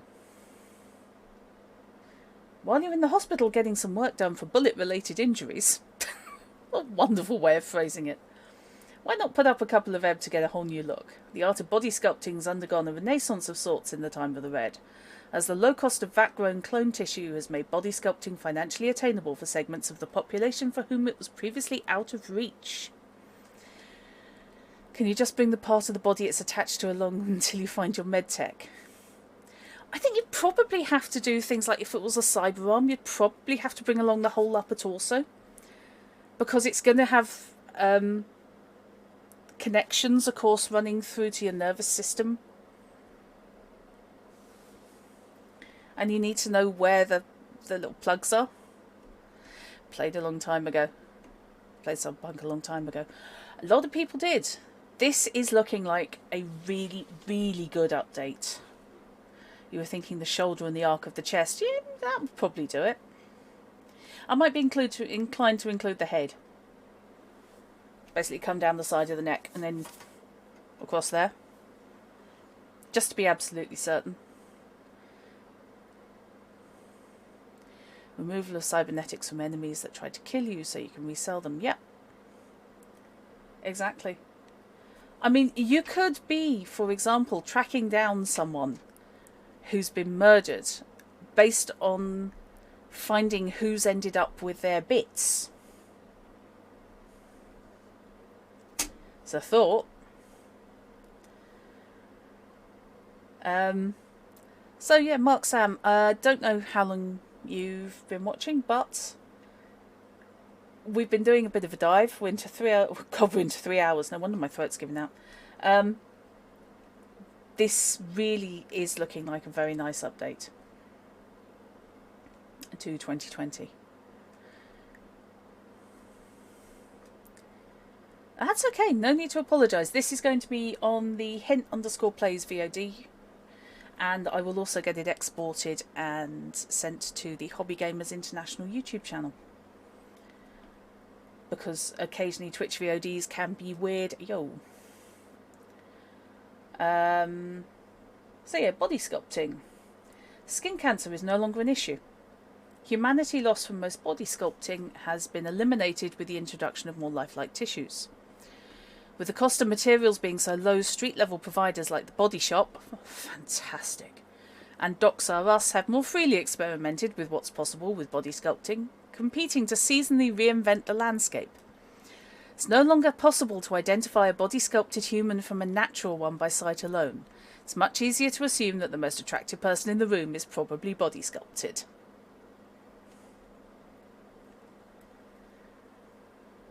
But yeah, hydration. Give me a mo. I will confess I'm on the chocolate soy milk today, so... Exactly, yeah. Better skin, better fantastic hair, exactly.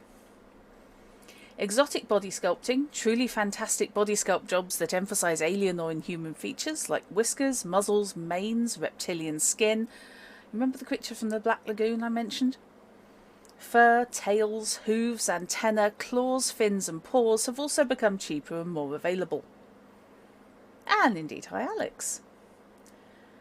Exotic body sculpting, however, causes humanity loss due to its extreme effects and represents a fringe practice in society, being the provenance of animal motif gangs and other close-knit enthusiast groups. Basically, the further away from default human you get, the harder it is for your mind to wrap itself around what you've now got. You can be furry now, indeed. Exotics, people who get exotic body sculpt jobs, typically also get cyberware to augment their abilities to bring them in line with their new forms. So you've got somebody who decides to go cat girl. You can have the cat ears.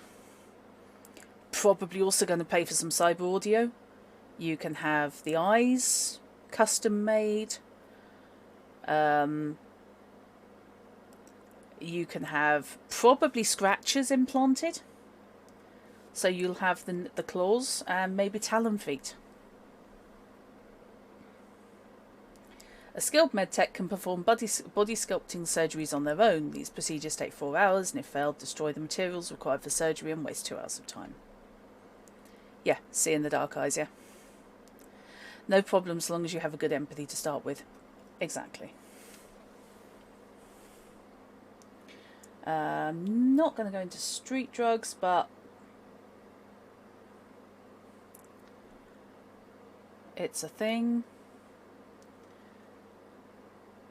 Flip side of addiction is therapy to help you kick the habit. More about that on page 229, which is there. Okay, so therapy and you. This is something I just wanted to finish on. Empathy is a stat, and for each point of empathy you have 10 points of humanity. As you undergo humanity loss, mainly through installing cybernetics, you'll lose points of humanity, which drops your empathy. Cyberfrothers, yeah, exactly. They can happen. This is where therapy comes in. When you want to keep all your cybernetics without feeling less empathetic, or when you want to kick an addiction. It's certainly not cheap or easy, but it is quite fast when compared to similar treatments from yesteryear. Most of the improvements in the efficiency of these therapies are due to pharmaceuticals pioneered by Biotechnica during the Fourth Corporate War. A skilled medtech can perform therapies on their own, using the medtech skill granted to them through their role ability. Each of these therapies takes an entire week, during which the doctor and their patient can do nothing else. At the end of the week, the doctor rolls against the DV of the therapy. On the success, the patient gains the effect. On the failed check, the entire week was for nothing and any materials used were lost. The materials used for these therapies are controlled entirely by Biotechnica and must be purchased directly from the company. The price listed for therapy assumes the patient's not sleeping in the hospital overnight. If they are, they must pay 100 EBS per night as standard. Medtechs cannot do therapy on themselves. I see my therapist regularly. Yes, I'm a killer for hire, but that doesn't mean I can't practice good mental health. I like.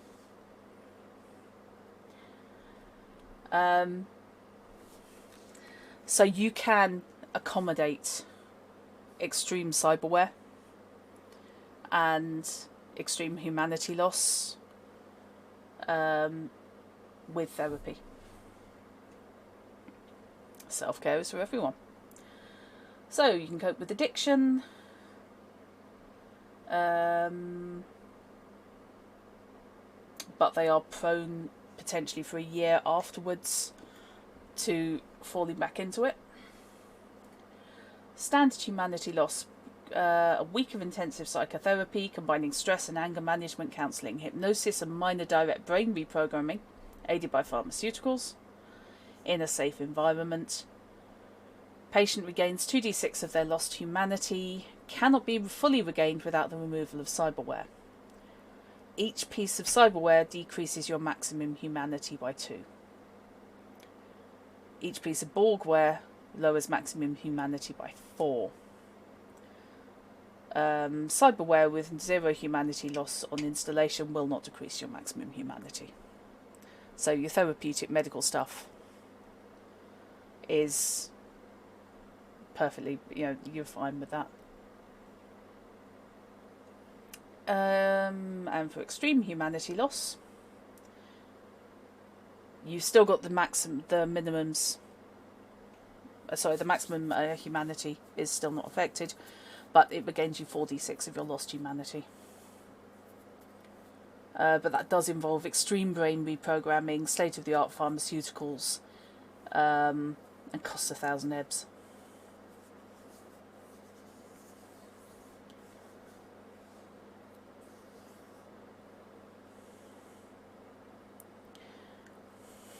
Okay. Night City blank, yes.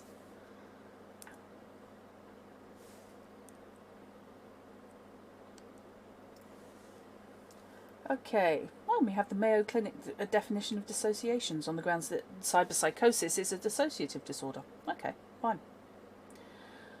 Depersonalization disorder, characterized by feeling detached from one's life, thoughts, and feelings. Okay.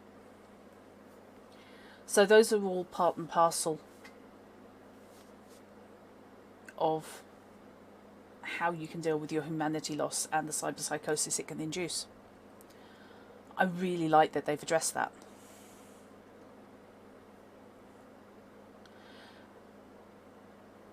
How cyberware fits in.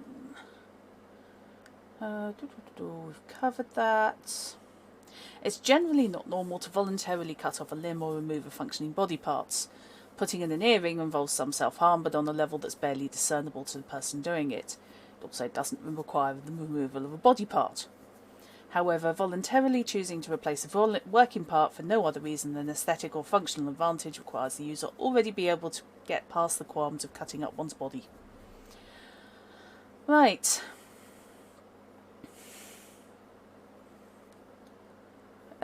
Which is fairly reasonable.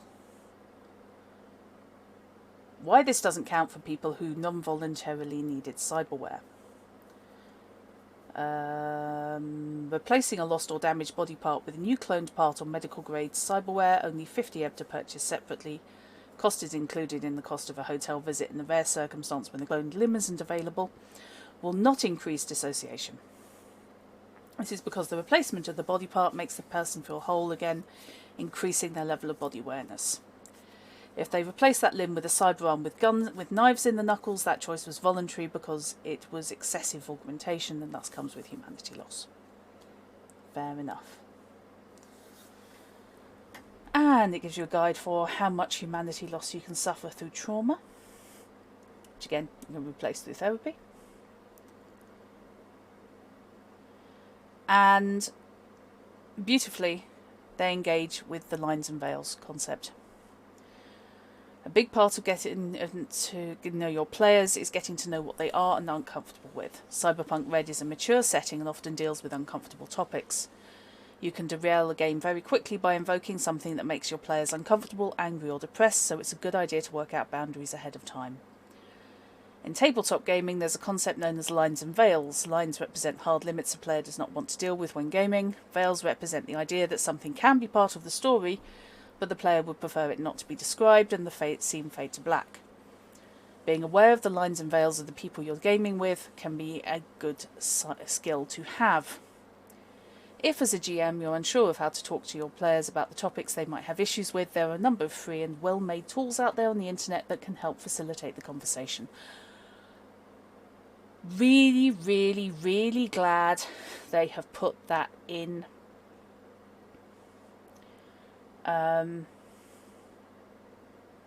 Absolutely glad they have included that.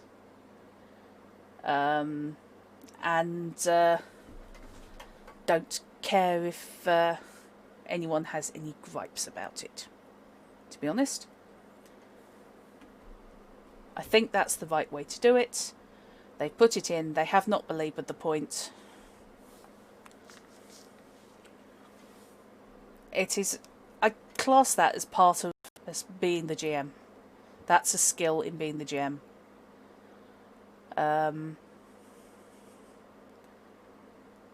being aware of them. And yeah, you've got things like Monty Cook's table tools. And in Fantasy Grounds, I've got to sort out how to actually turn on the alert tools. The alert module. Which will cover much the same ground. But overall, what it comes down to is talk to your group. I can understand if you're doing this in a convention setting, God help us, one day, or playing with a random group you've just pulled together over the internet or something. But if you get the chance, talk to your group. If you don't get the chance, use the tools. I think is what it comes down to.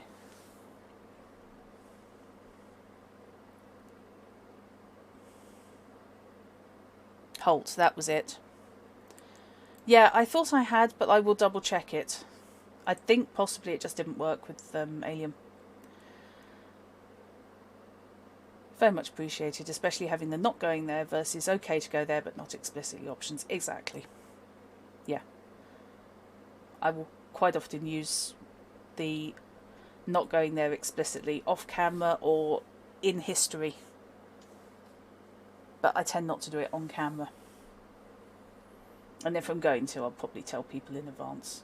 But I don't tend to. You might get the after effects. Events, okay, so yes, then you're into the effects of cyberpsychosis. Rules of cyberpsychosis. If you basically at the equal to zero and you have negative humanity, then that's NPC territory, guys. Hopefully in a group, as somebody starts suffering cyberpsychosis, that's when you're looking at bringing in somebody to do therapy, or you run entire sessions, an entire session where it's basically the medtech giving therapy to the solo, for example. So no, I think that's a responsible way of handling the game. And also I think pointing out it is a mature game. It's designed for people who are grown up and mature enough to cope with a very dark setting. Right. And then we have full history. Full timeline.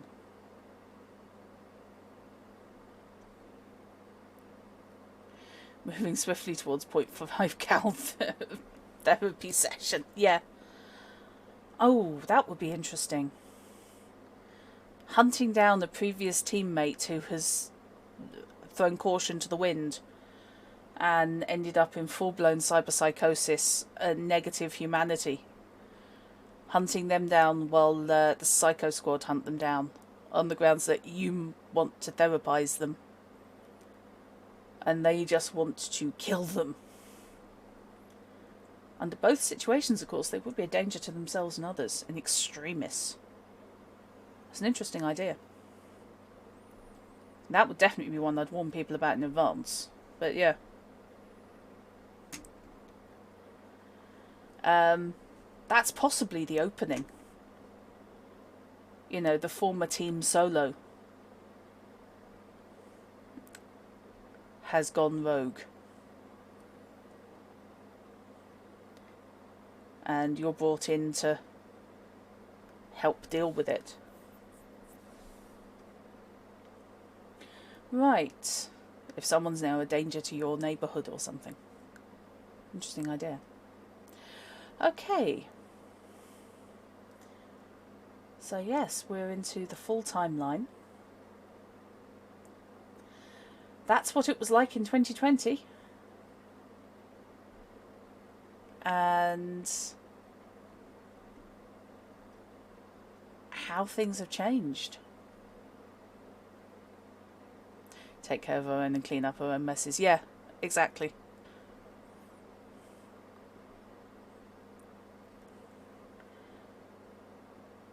America, the Eagle Falls. Wow. When I said this was lore heavy, I was not kidding.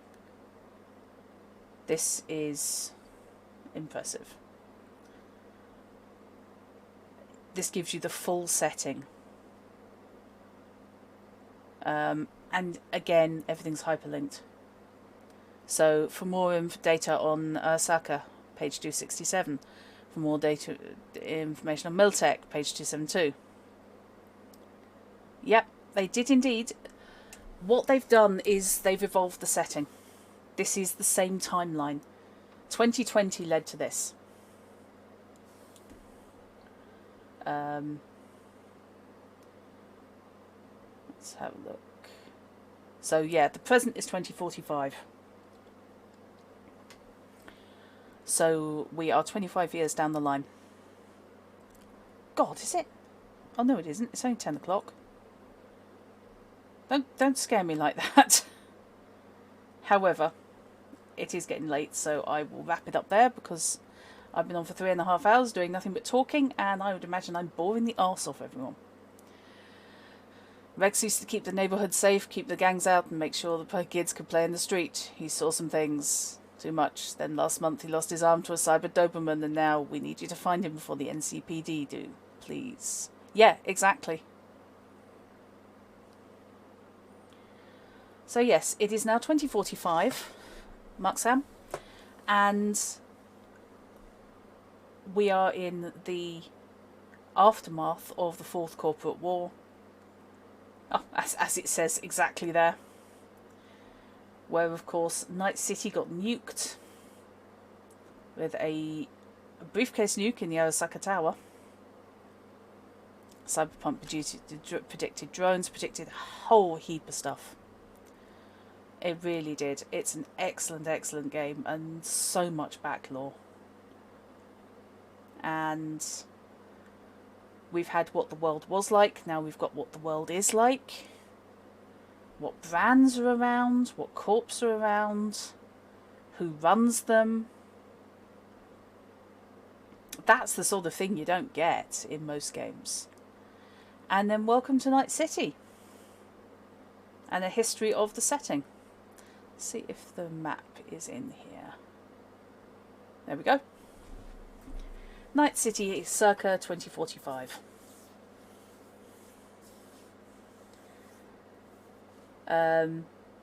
You have the Old Combat Zone, Little China, Old Japan Town, the Glen, South Night City, University District, Little Europe, Old City Centre, Old Bank Block, Old Med Centre, Old Corporate Centre. Guess where the Osaka Tower was? A reminder that the game was released in PDF yesterday and we're waiting for the print copies. Exactly.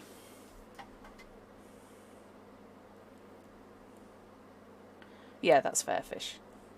I was going to put mine in, but go ahead. You see? You've already bought the PDF, Molière. Excellent.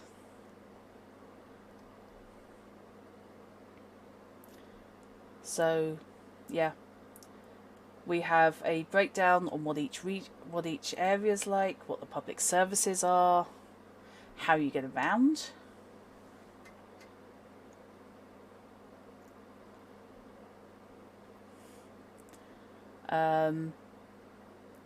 Who is around, who's who, what gangs are about, where they operate. We have a key place breakdown. They've really put a lot of effort. There's a reason the book's like this. A father and child do dishes together. The father's holding a clean dish with cyber arms. The child wears yellow rubber gloves. Everyday living. Not everything is high drama.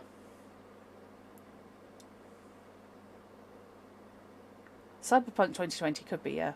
The biggest difference in 2045 is not having the internet.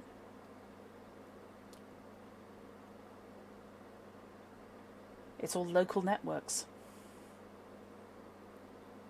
So, yeah. New economies. The night market, which is where you buy everything. So we have the complete list of what you can buy where. Time of the Red is a great way to revitalise the setting, exactly. And I love that they're not afraid to restate material that they've put in earlier chapters. Just to save on page count.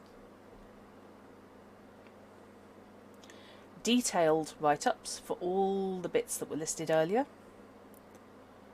Again, some more fantastic artwork. And yeah. Yeah. I do like that they did include Mr. Stud and Lady Midnight Lady. Just, yeah, okay.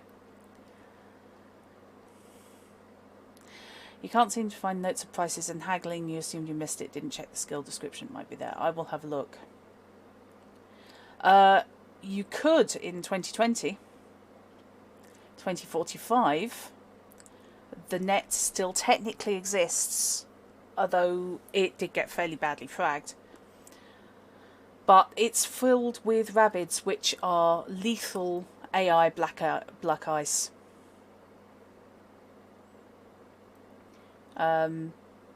So it is basically incredibly dangerous. So the safest way to do net running is to go into places and jack into their systems from there. Which has the double effect of keeping the netrunner with the team and making them more engaged and really giving a different feel, because you can't do anything as remotely. It's more in your face.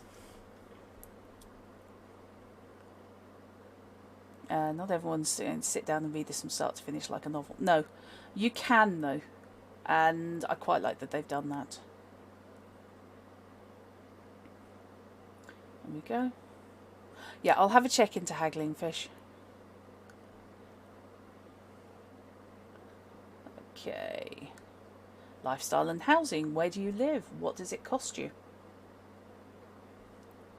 I aspire to live in a cargo container, to be honest. That would actually be bigger than I'm in. And ways to make jobs. Kind of logical with all the virus and firewall building up today. Net running could become dangerous. Yeah. The rabbits are a distinct phenomena,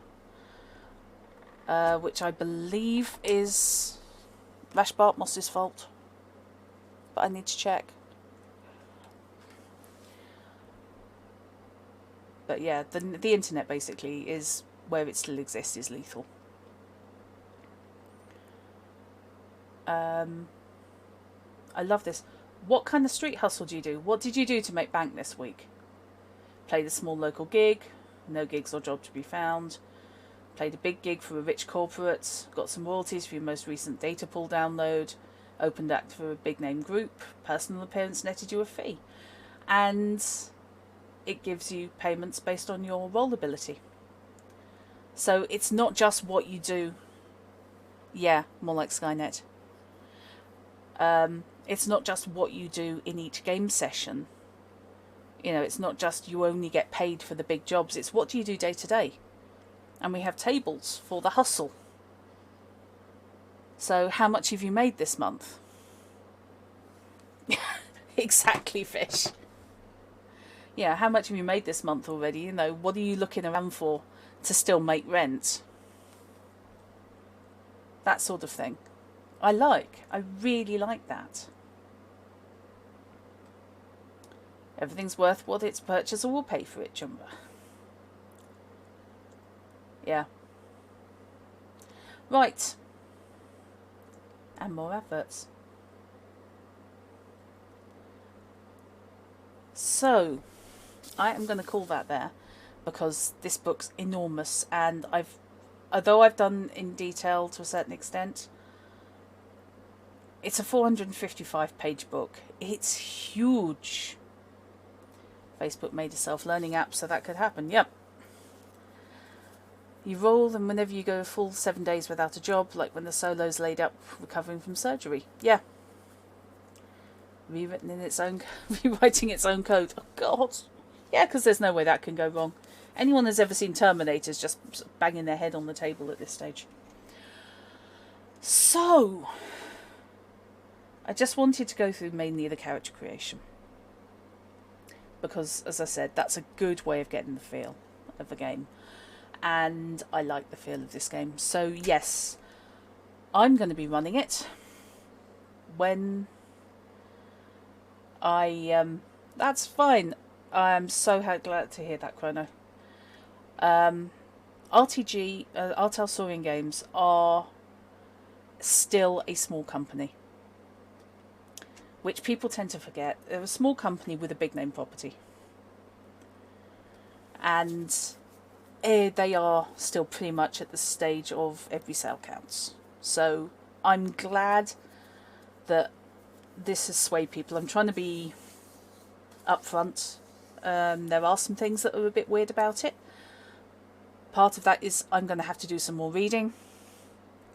Part of it, I can see why they've made choices they have.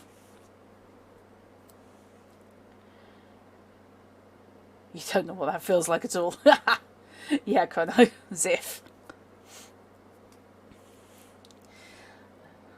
Yeah, Cyberpunk, CD Projekt Red will make much more from 77 than RTG will from Red.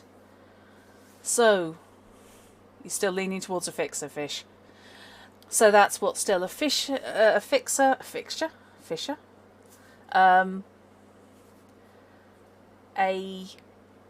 medtech, and a rocker, and whatever Mollier decides to go for, because that sounds appealing. Computer game will bring Artel Saurian back to mainstream. Yeah. To be honest, I think the delay in the release, this last delay, it's probably a good thing. Because I got the impression that they had hoped to get this out before the game. And before the video game. And I think now that the release day got delayed, I think they've got a month now of seeing this.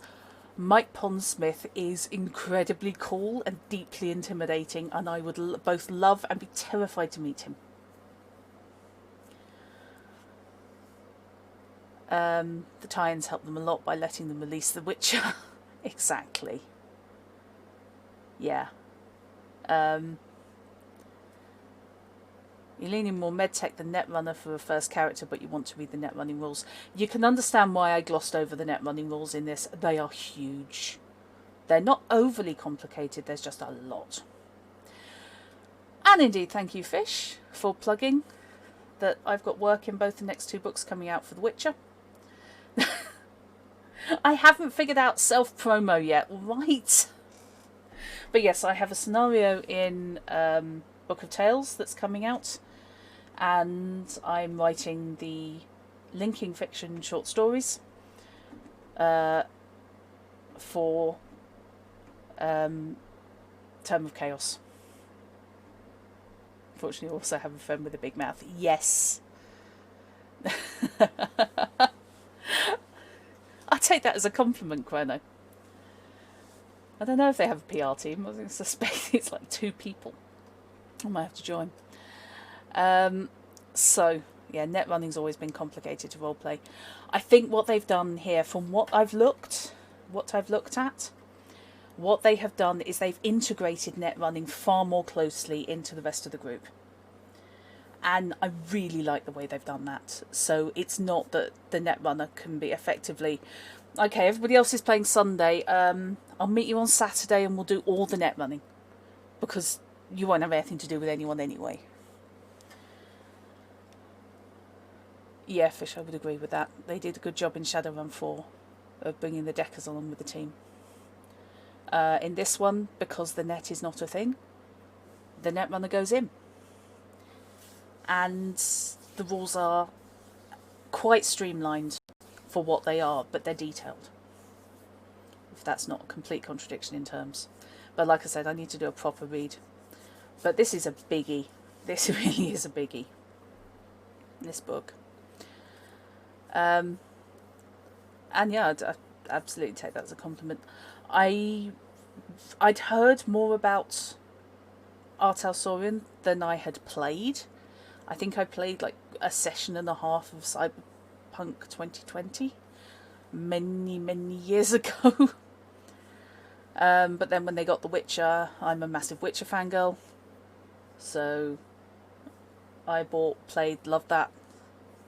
And as a result, now I'm doing freelance work for Artel Saurian. So that's a thing. So, yeah, there's a lot to read. And there is a lot to do. And of course, yeah, Mekton and such we played. And Bubblegum Crisis a bit. Yeah, you haven't read it yet. Right. I am going to go away and have a lot to drink. So, I apologise for the slightly ad hoc nature of the stream, but it is what it is. And as filler goes, I think we've done okay.